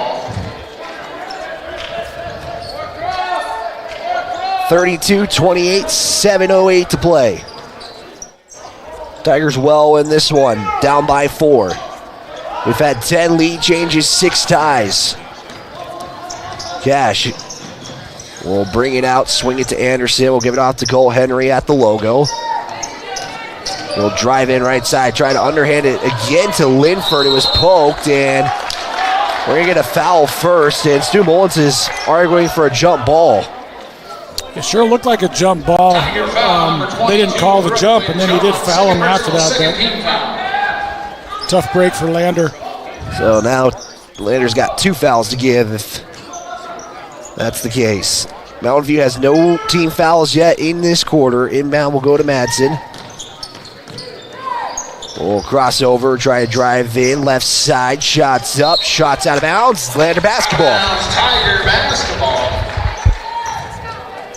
That's what you need if you're Lander, especially if you want to at least make this a brand new ball game. John to St. Clair. Buffaloes bring 2 up front to bring the pressure. St. Clair's going to get to the right side and another whistle. Cash Henry will pick up his second foul. It's the first team foul on Mountain View, so that's something to keep in mind as this game gets closer to the end. Inbound to Bell. We'll go middle, swing it to 6B. 3 is off the mark as Bell was trying to poke it back. It ends up in the hands of Linford, though.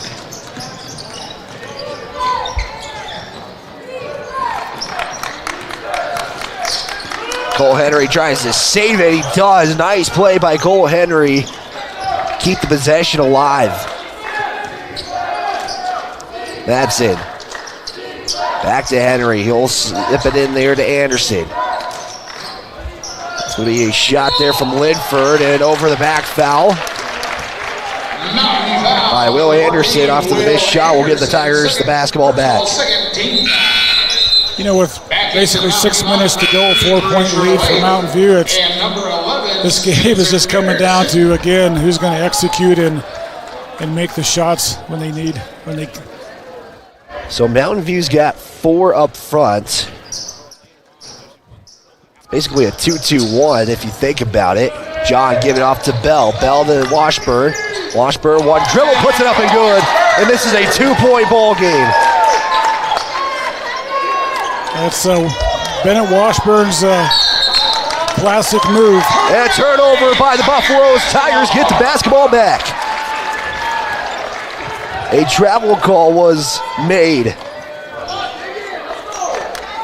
Big thanks to Rebecca Kling watching from Arizona.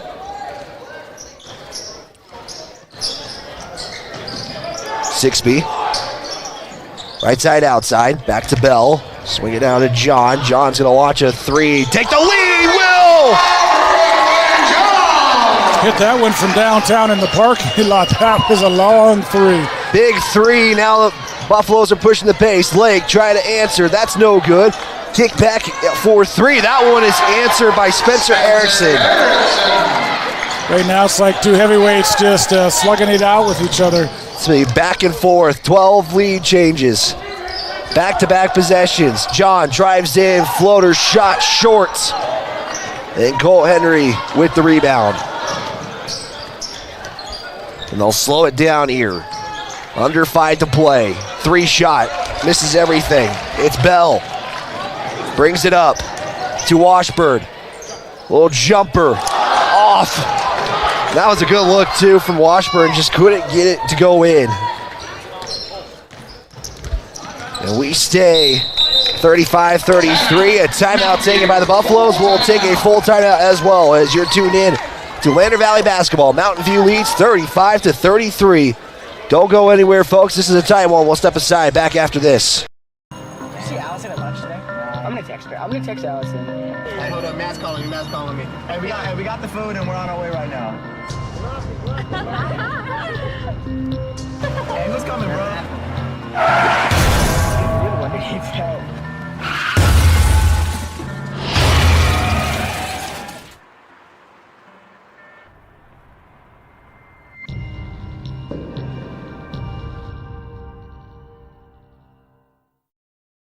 At Eyes on Fremont, we know that good vision is about more than just seeing clearly. That's why we're dedicated to providing expert eye care for the whole family. From children's exams to contacts, LASIK to glaucoma treatment, we're here to help. We accept most insurance plans, and our experienced team will make sure you feel right at home. Schedule an appointment today at 111 South Broadway in Riverton, or give us a call at 307-856-9000. Visit WyomingEyes.net to learn more.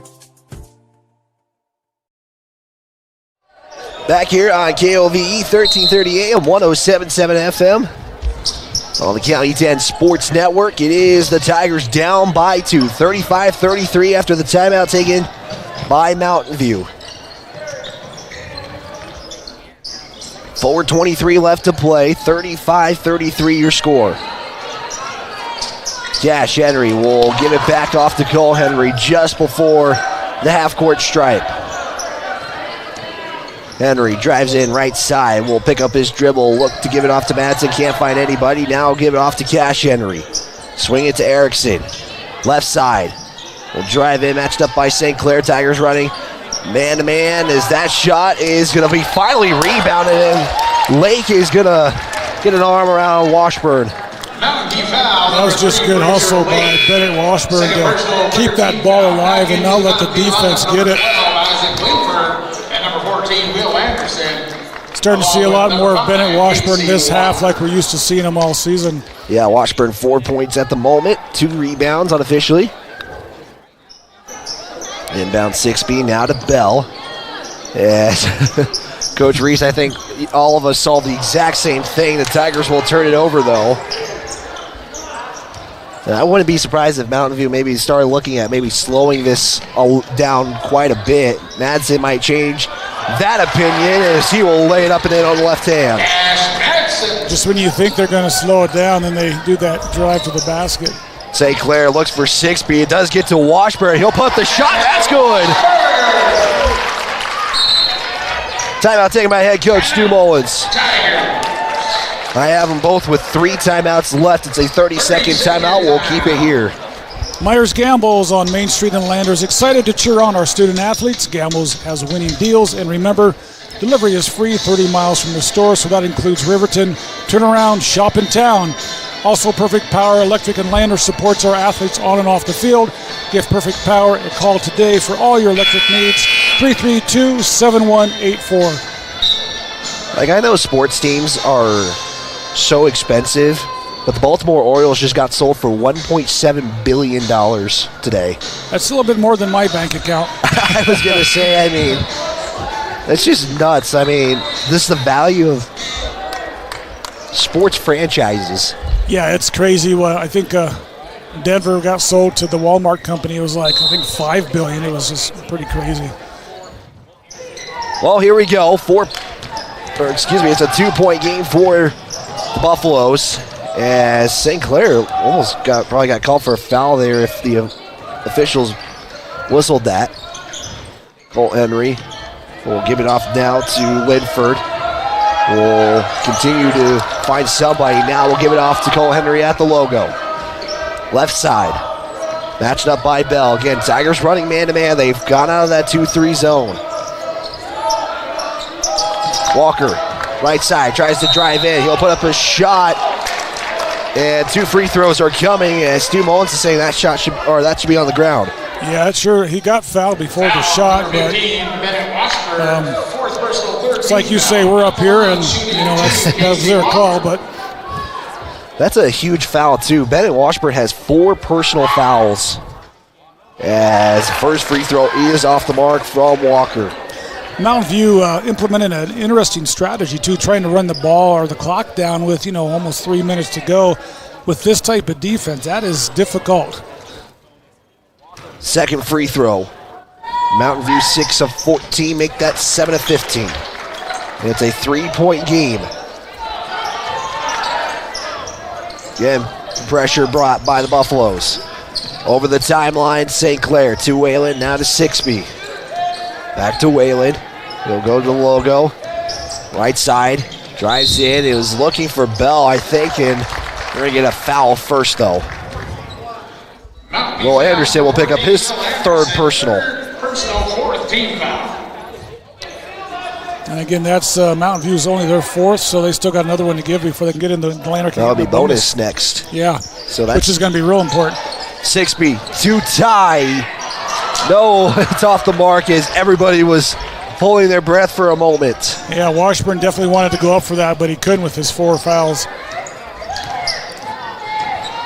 Here's a left-hand drive. It's going to be off the mark. Sixby long shot. Nice landing spot on the pass. The shot's off the mark, and Washburn will corral the rebound, and he'll be fouled.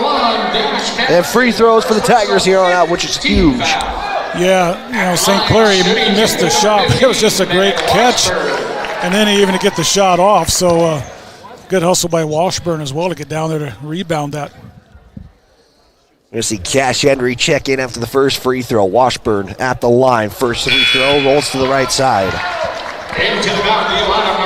I just have unofficially the 2nd trip for Lander tonight at the free throw line. 1 of 3 are they. And that's both first and second half. That's crazy. Yeah, Lander is bottom half of free throws attempts this season. The second free throw does go in. It is a timeout. It is going to be a 60-second timeout. We'll take a 30-second timeout. We'll be back right after this on the County 10 Sports Network.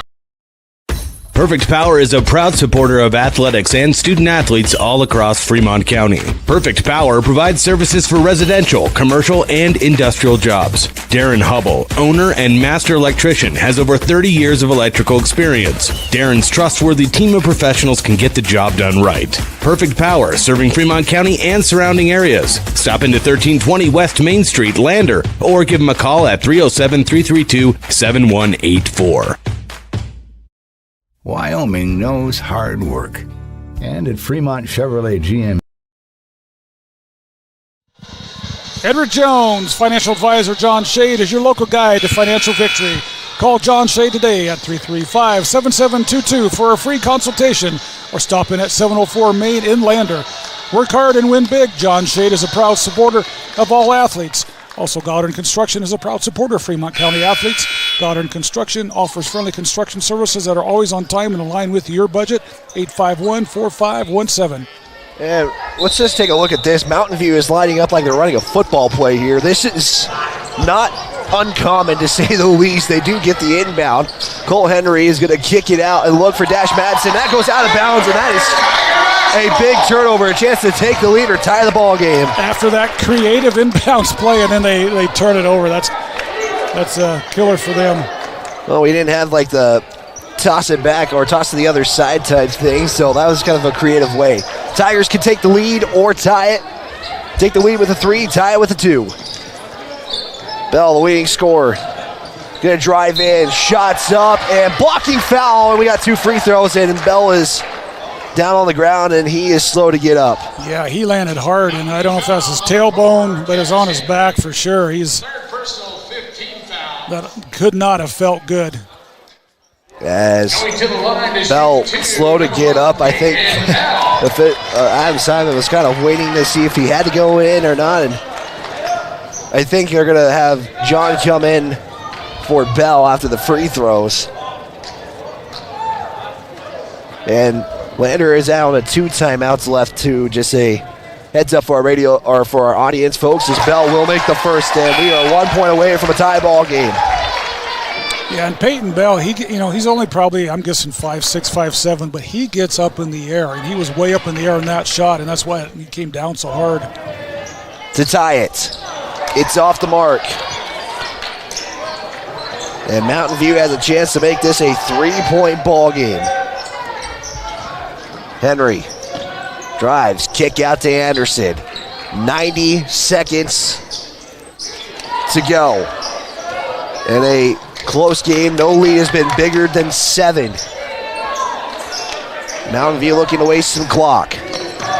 Cash, Henry will give it off to Anderson. At the arc.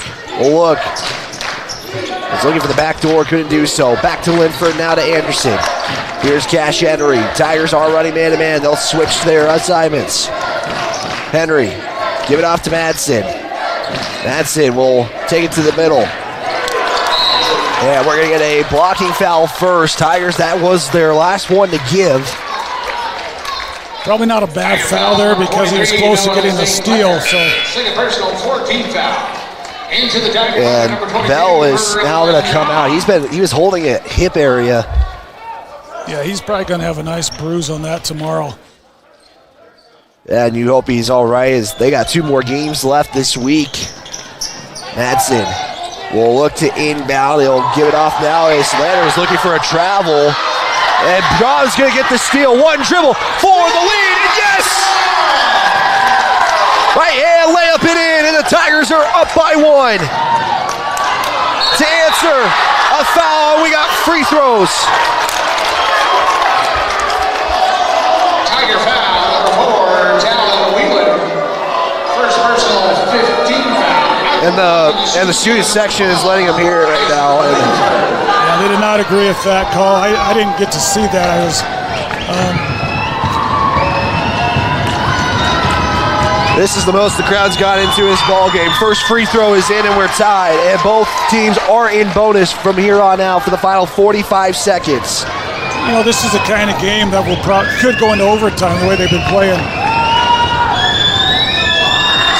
For the lead, it's off the mark. 39 all, 41 seconds left to play. Whalen is going to take himself. He's going to be fouled first, but I think Coach Mullins was looking for the timeout first. Yeah, he just wiped his forehead like a man. I'm glad they didn't hear me call the timeout. I think he was trying to get everybody to slow down, maybe milk some clock a little bit, and Talon Whalen with some of the biggest free throws for the season for him. First free throw. Yes. Clutch free throw for Whalen, give the Tigers a 1-point lead. Into the Mountain View Lander, number 3. They're going to bring Bridger Lake back in. And this game has been this way, Wyatt, the whole way back and forth. It's just a nail biter. Tigers have had no lead bigger than 3. Second free throw. That one's off. Whalen got the rebound. As Mullins was looking for the timeout, and it is Tiger basketball. And Mullins again is saved by a Tiger. Then they'll finally take one. They're down to their final timeout. We'll just keep it here. What a sequence of events in this final 30 seconds. That was crazy because, Whalen missed that second free throw and then had the, the insight to go get that rebound and then I thought it went off of him at first. I couldn't really tell. So Lander fortunate to be able to keep the ball. Yeah, again, 34 seconds. We got a 1-point lead. Curious to see what play Coach Mullins calls up here. But again, the way this game has been gone, Wyatt, it's like it's not going to go very long without a foul or some kind of action, because both teams are so quick. They go after the ball so well that it's going to be an exciting 34 seconds. Yeah, 34.1. Tigers are down to their final timeout. I have Mountain View for 3 timeouts left. Tigers are going to have to score, I think, regardless. But I think Stu Mullins has been saved twice about taking timeouts. He could have been out of timeouts with this one. The other one went out of bounds. He did elect to take the timeout anyway. 40-39, 34.1 to play. Both teams in bonus. Tiger basketball on the baseline. Whalen to inbound. Inbound to Sixby, right side. Bring it to the top, swing it to John. John will hand it off to Talon Whalen. Oh, got away with a double dribble, I think, there. Yeah, Dustin Reese was advocating for one. Sixby has that go out of bounds. Mountain View basketball. Well, that's what I was talking about, is that the way this intensity has been on defense on both sides, it doesn't surprise me that Mountain View is able to get that ball back. Close call, could have been a foul too. Now Mountain View can hold for the final shots.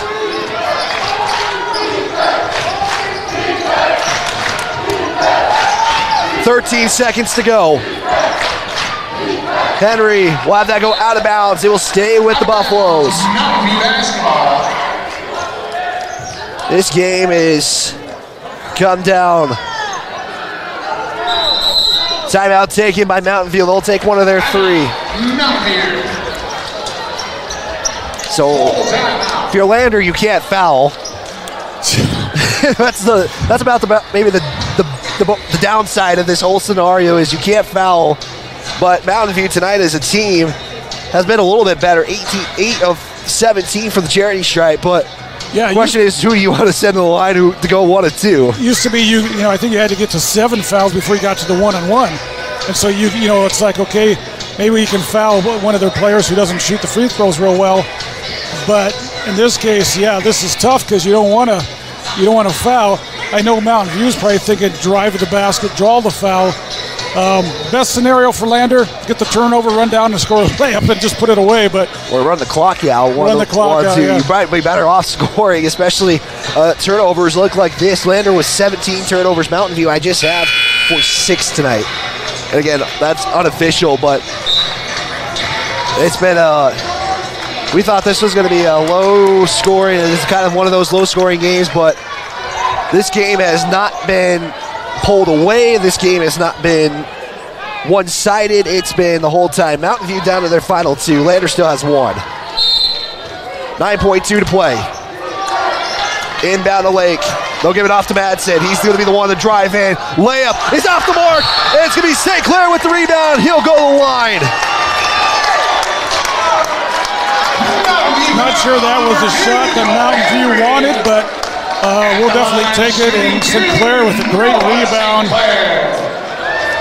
I think they took one of their most aggressive shot creators in Dash Madsen to maybe get a foul, and it just happened to not be the case. St. Clair is at the line. He is not gotten on the free throw line tonight. First one is off the mark.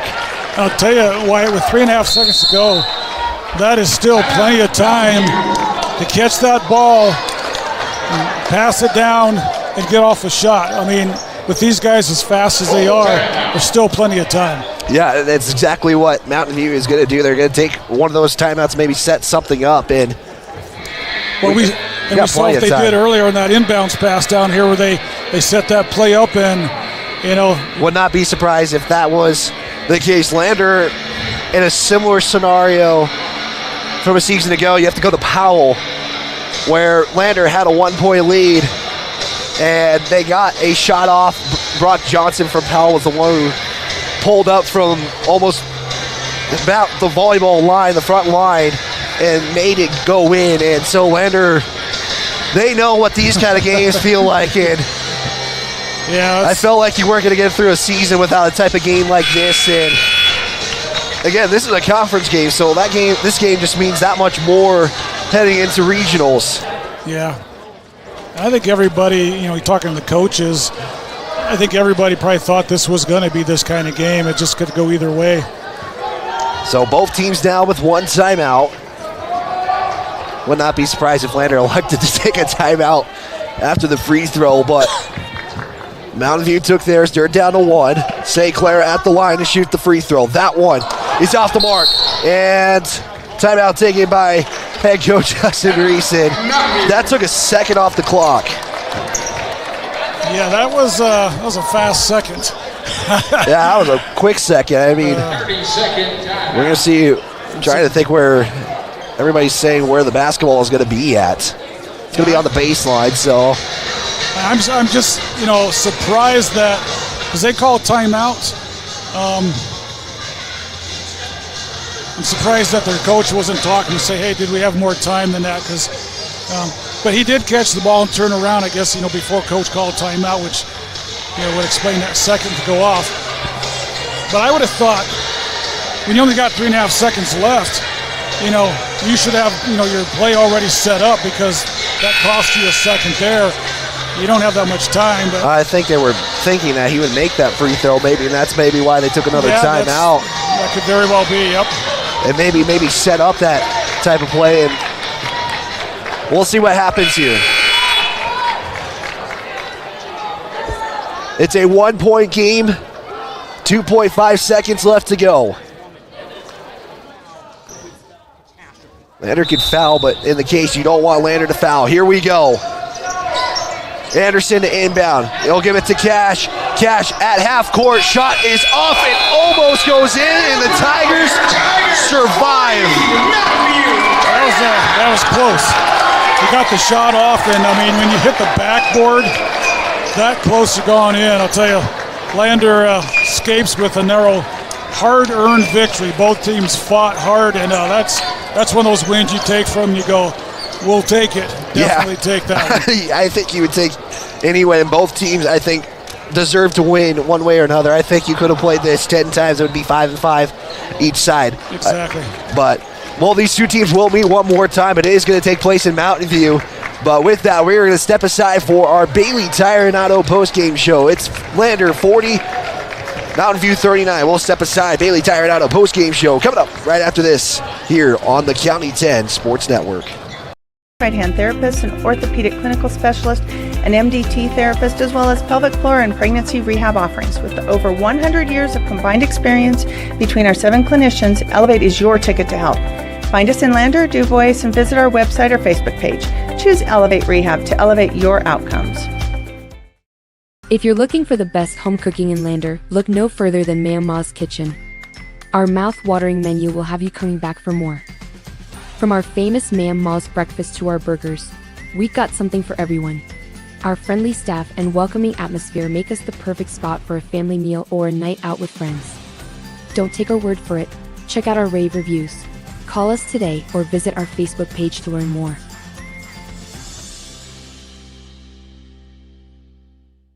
I'm John Shade, your Edward Jones financial advisor. Financial investments are very important, but so are the investments of time, patience, and encouragement of our young athletes from their coaches, teachers, and mentors. That's why Edward Jones is a proud sponsor of the Lander Tigers on KOVE. Call John Shade or stop by my office at 824 West Main Street for all your investment needs. Edward Jones, making sense of investing. Member SIPC.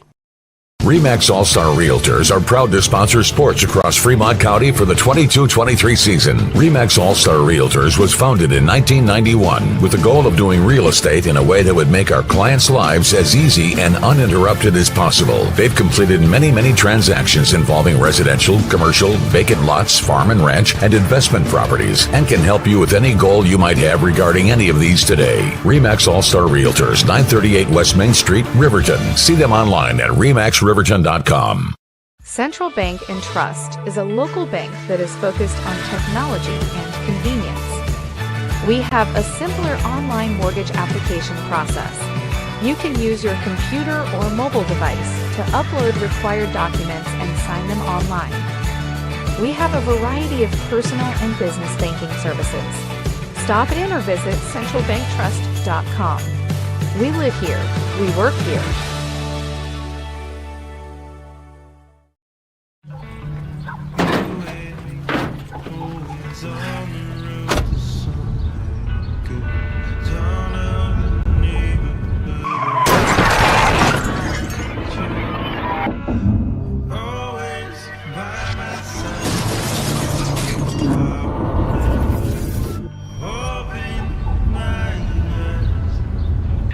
Why do we enforce seatbelt laws? Because in real life, you don't get a second chance.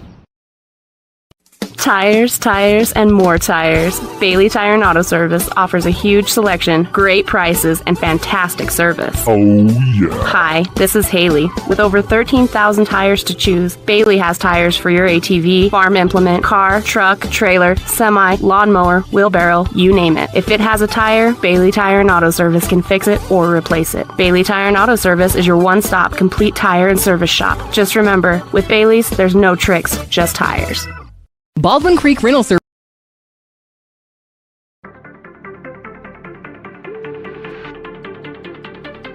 This is the Bailey Tire and Auto Postgame Show on the County 10 Sports Network.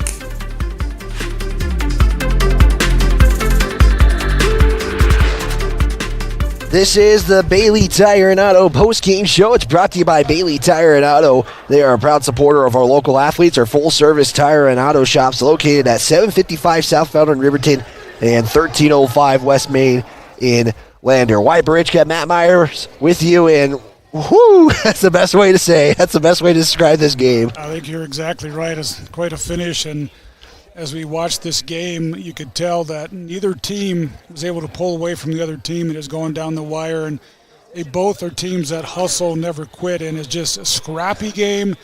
You know, games like this are not always pretty, but they're scrappy, and both teams fought hard, and Lander was able to capitalize, hit some key shots when they needed to, and pull out the victory. Yeah, 15 points to Mountain View's 8 was the difference in the fourth quarter, and the 15 points were huge for the Tigers in this one. It would be a 5-4 score after the first quarter. Lander would lead. At halftime, it would be Mountain View leading 18-16. Third quarter action, their score was Mountain View 31, Lander 25. Mountain View would put 13 in the third. Lander would just put up 9. And then your final 40-39. Lander would put 15 in the fourth. Mountain View with 8 in the fourth quarter. And you know, Mountain View had a chance to win it too. I mean, they took 2 timeouts to really kind of strategize what they wanted to do. They elected to go half-court shot in the middle, and that one wasn't off. That was close to it. Hit the backboard. It got part of the iron, and I think that's as close of a win. I mean, close of a win without just. That's the kind of game it was too. It just came down to the wire like that. I think Coach Mullins also had that defense probably as well as you could. You know, so they didn't get like an easy pass down here in 3-point range where it had been a higher percentage shot. You know, when you catch that back here in the backcourt and you have to take a couple steps before you can get it off, you can make those, but the percentages are not in your favor. So, great job by the Tigers to defend that. Yeah, taking a look at some of this other statistics unofficially, I had 13 lead changes and 7 ties in this ball game, and most of that came first quarter and fourth quarter and a little bit in the third, but that's really where all the changes came from. Taking a look at some team stats, it would be Mountain View unofficially 13 of 36 overall shooting-wise, 5 of 14 from beyond the arc, 8 of 17 from the free throw line for them. The Tigers did a little bit better getting to the line tonight. They went 4 of 10, not the number you hope for, but definitely a lot more than previous outputs, and Pinedale was kind of one of those examples where Lander did a little bit better at the charity stripe. They would go 16 of 32 unofficially. I had them at 50% shooting unofficially tonight for the Tigers, 4 of 10 from beyond the arc. Rebounds are pretty close. Mountain View actually led the advantage at 22-20 unofficially tonight for this contest, and that's about as close as you can get in about every statistical category. It was that close tonight. Yeah, and you could, I said, you could tell this game was going to be pretty even. they both matched up pretty well. Guard play, there was, neither. Lander has been at Washburn. I'm not sure how tall he is. I want to say maybe 6'2", 6'3", probably the tallest player on the court. But just a lot of guard play. Surprised maybe there wasn't more free throws at times just because of how the game was played, that aggressive style. But still a fun game to watch. When you're here in Lander watching it, it's great when you win these when you're Mountain View, you got that long trip home, and it's like if only you start thinking of all the things you could have done maybe a little differently. But, they'll be back. Mountain View, they're a scrappy little team, and I can see them, possibly upsetting some teams down the road as well in the conference play. But like you said, when you win a conference game like this, it doesn't matter how you do it. You take the win. Yeah, I said this, I think, early in the broadcast. I said it with head coach Stu Mullins. The records are indicative to what these teams are. Both these teams have been in a lot of close games. We're going to get head coach Stu Mullins up here in just a moment in this one. So, I don't think he has any closer as you can. We are going to talk with head coach Stu Mullins. I do plan to talk with hopefully a player of the game, and let's give it to head coach Stu Mullins right now. And coach, you got me. And yep. Woo! That's the best way to put it. 3.5, 2.5 actually, because of the rebound. Just what was going through your head, and what was the timeout for you guys? Well, without telling everything. Yeah, no, we just we made a little adjustment. We went back to our zone press there because I knew they had something drawn up for their man, and sure enough, when they catch it coming back to the ball, that's a good thing. And that shot easily could have gone in the way that game was going, but it didn't. And you've got to win games like that in this conference to put yourself in the best position as you can go into conference. Yeah, kind of a slow scoring start to this ball game, but I felt like it got a lot more better as the game got on. And I have to point out one player, Peyton Bell. He kind of really helped keep you guys in that game in that first half. Just kind of talk about his performance tonight. Well, he's played probably as good as anybody that we have right now, and he poked out some steals and he got some run-out layups, and he gave us some huge minutes, and he's great on the defensive end. So just really, really proud of the way that he played.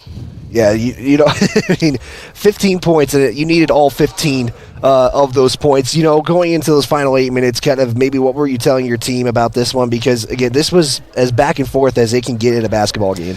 Yeah, you can get easily frustrated, right, with the way that our offense played and shots not going in and turning the ball over and all that kind of stuff. But we were also giving ourselves a chance on the defensive end. And, I knew if we could get a couple steals, we had picked up our aggression a little bit in the fourth quarter. We went to a man, which I was really proud of our guys for anticipating and being in the right positions. And then we rebounded. We gave up 12 offensive rebounds in the first half against this team, and they're the smallest team in the state, and that just can't happen. And so once we only gave up one offensive rebound in the fourth quarter, and that was probably the biggest difference for us.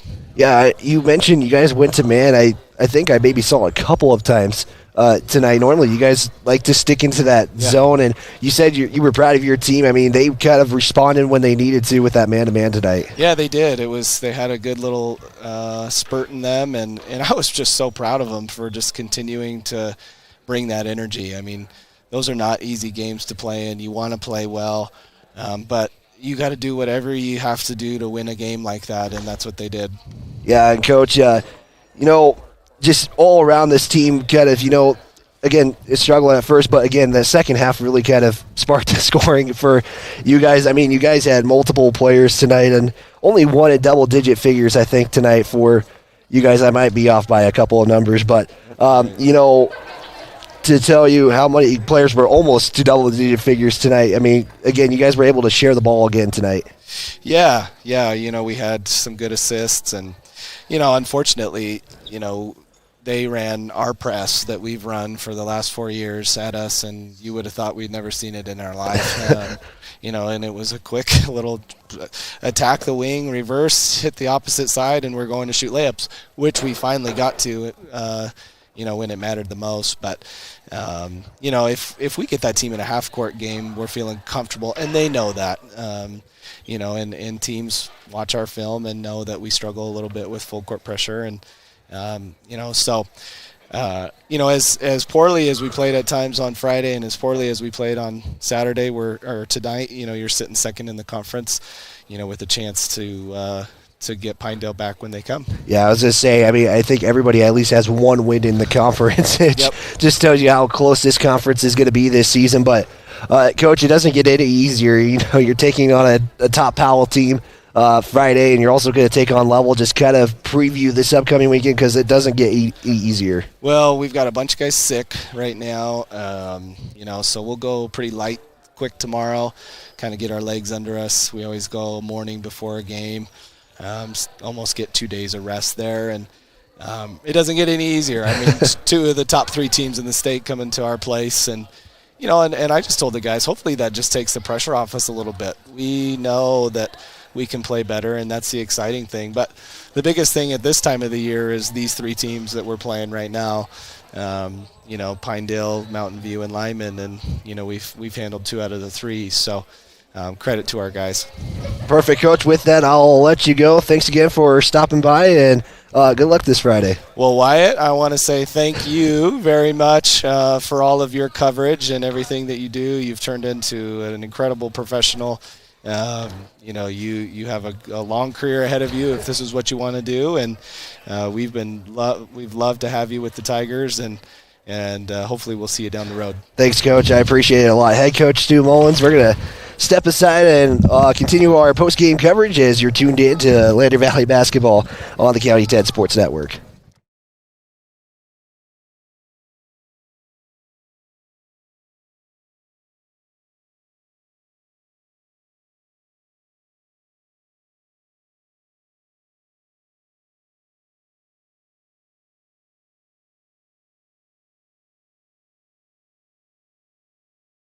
Rental Service in Lander is a proud supporter of sports and athletics here in Fremont County. Baldwin Creek Rental Center understands how expensive specific equipment can be, especially if it is for a one-time use or event. That is why they offer tools, equipment, and party supply rentals. For many years, Baldwin Creek has provided services to clients in Lander and the surrounding areas. From lawn and garden projects to graduation parties, they have the right equipment for you. Baldwin Creek Rental Centers, 675 Baldwin Creek Road in Lander.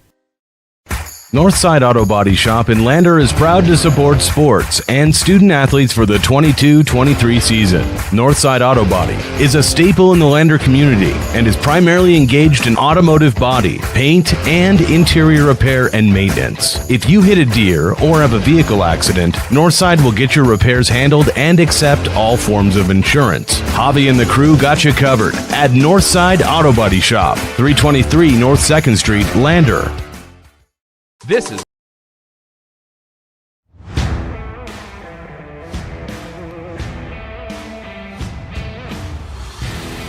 We continue our Bailey Tire and Auto postgame show on the County 10 Sports Network.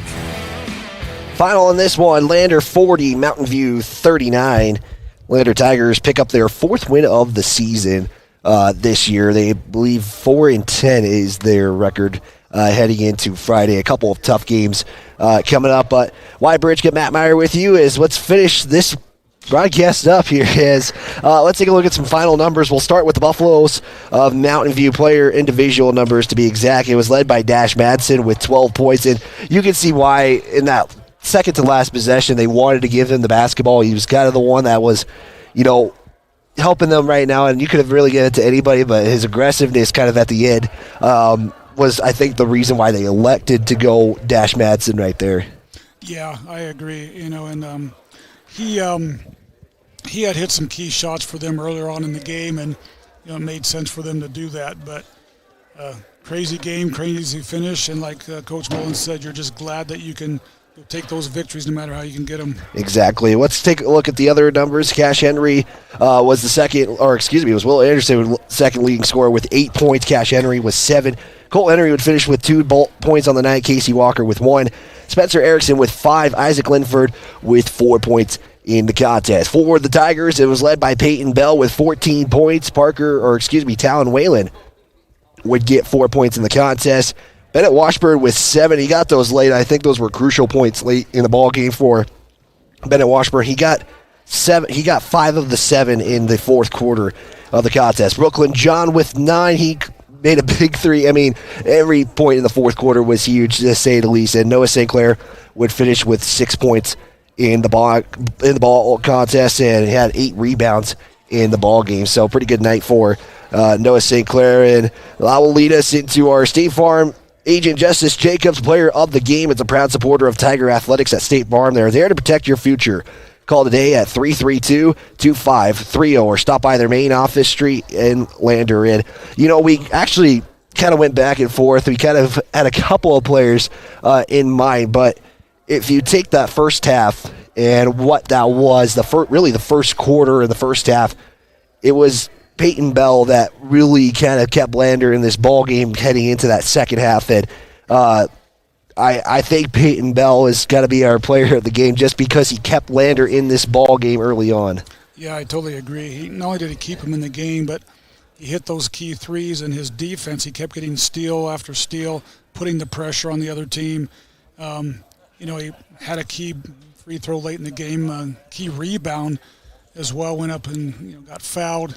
Hope he's okay. Looked like he was a little gimpy there walking off the court. Probably be a little sore in the morning. Still has a few good days to rest up before this weekend, but I would agree he definitely had a good all-around game, and it's good to see him stepping up like he is. The talent and the ability is there. He is super quick, has all the tools, and it's just fun to see him succeed like that. Yeah, and with that, again, Lander, your State Farm Player of the Game going to Peyton Bell, presented by State Farm Agent Justice Jacobs. Let's take a look at what is to come this upcoming week. Again, it's Powell and Lovell, and Lander's got 2 tough teams. They're both ranked opponents. Powell is actually the number 1 ranked team as of right now. That could change tomorrow. We don't know, but Powell is the team to kind of maybe look out for in the 3A West side of things. And then you also got Lovell, who is also a ranked team in the Wild Prep Coaches and Media Basketball poll. And girls will also play Powell and Lovell. Both games are at home, so Lander kind of finally not having to take a long bus trip over South Pass or long road trips for them, so that's got to be kind of nice, and maybe a little nice for you to kind of start things off at home. But game times on Friday look like this. It's a Friday 6 o'clock for the girls, 7:30 for the boys. County 10 will have coverage of that contest. Saturday games looking like this. It will be against Lovell at 2 and 3:30, and Friday's games are against Powell. And again, County 10 will have coverage for here on the County 10 Sports Network. Any final thoughts here, Matt, before we wrap this one up? Well, again, Wyatt, thanks for the opportunity to work with you. I know it's been short-lived here, and you're heading on to greater adventures. And like Stu said, future's bright for you, and I'm sure your name's going to be popping up again somewhere down the road on a radio station announcing these games. Again, great working with you. I'm glad I had the opportunity to, and thanks again. Yeah, Matt, thank you. Yeah, said I wouldn't do this, but I have to do this because I have to thank a lot of people for giving me this opportunity. Will Hill and Jared Anderson, big thanks to them. Big thanks to John Gabrielson for his stuff that he did for me before I got into this opportunity. Scott Fuller for his time and working with me, and everybody at County 10, everybody who's helped me run cameras, produce anything that has made this something really special here at County 10. I know it's going to be in great hands with you now, Matt, and everybody who's tuned in. There's so many people thinking if I left you guys out, I'm truly sorry, but everybody has made my time here very special. And the Lander community and LVHS, they really brought me in and kind of let me bug them every Wednesday at practice and just letting me be able to just kind of know these kids a little bit more. And, it's a bright future here as well. I think these two teams are heading in the right direction, and, I hope they make it far, and I hope to see them at State Basketball Hall. I do plan to make my way over there, but if I left you out and you've been a big part, just thank you so much. And I hate to end this way, but I appreciate everybody who has allowed me to kind of bug them on Tuesdays and Fridays and Saturdays. Let me be a part of their day. So for the entire County 10 crew, I'm Wyatt Barichka. This has been a presentation of Lander Valley Basketball on the County 10 Sports Network.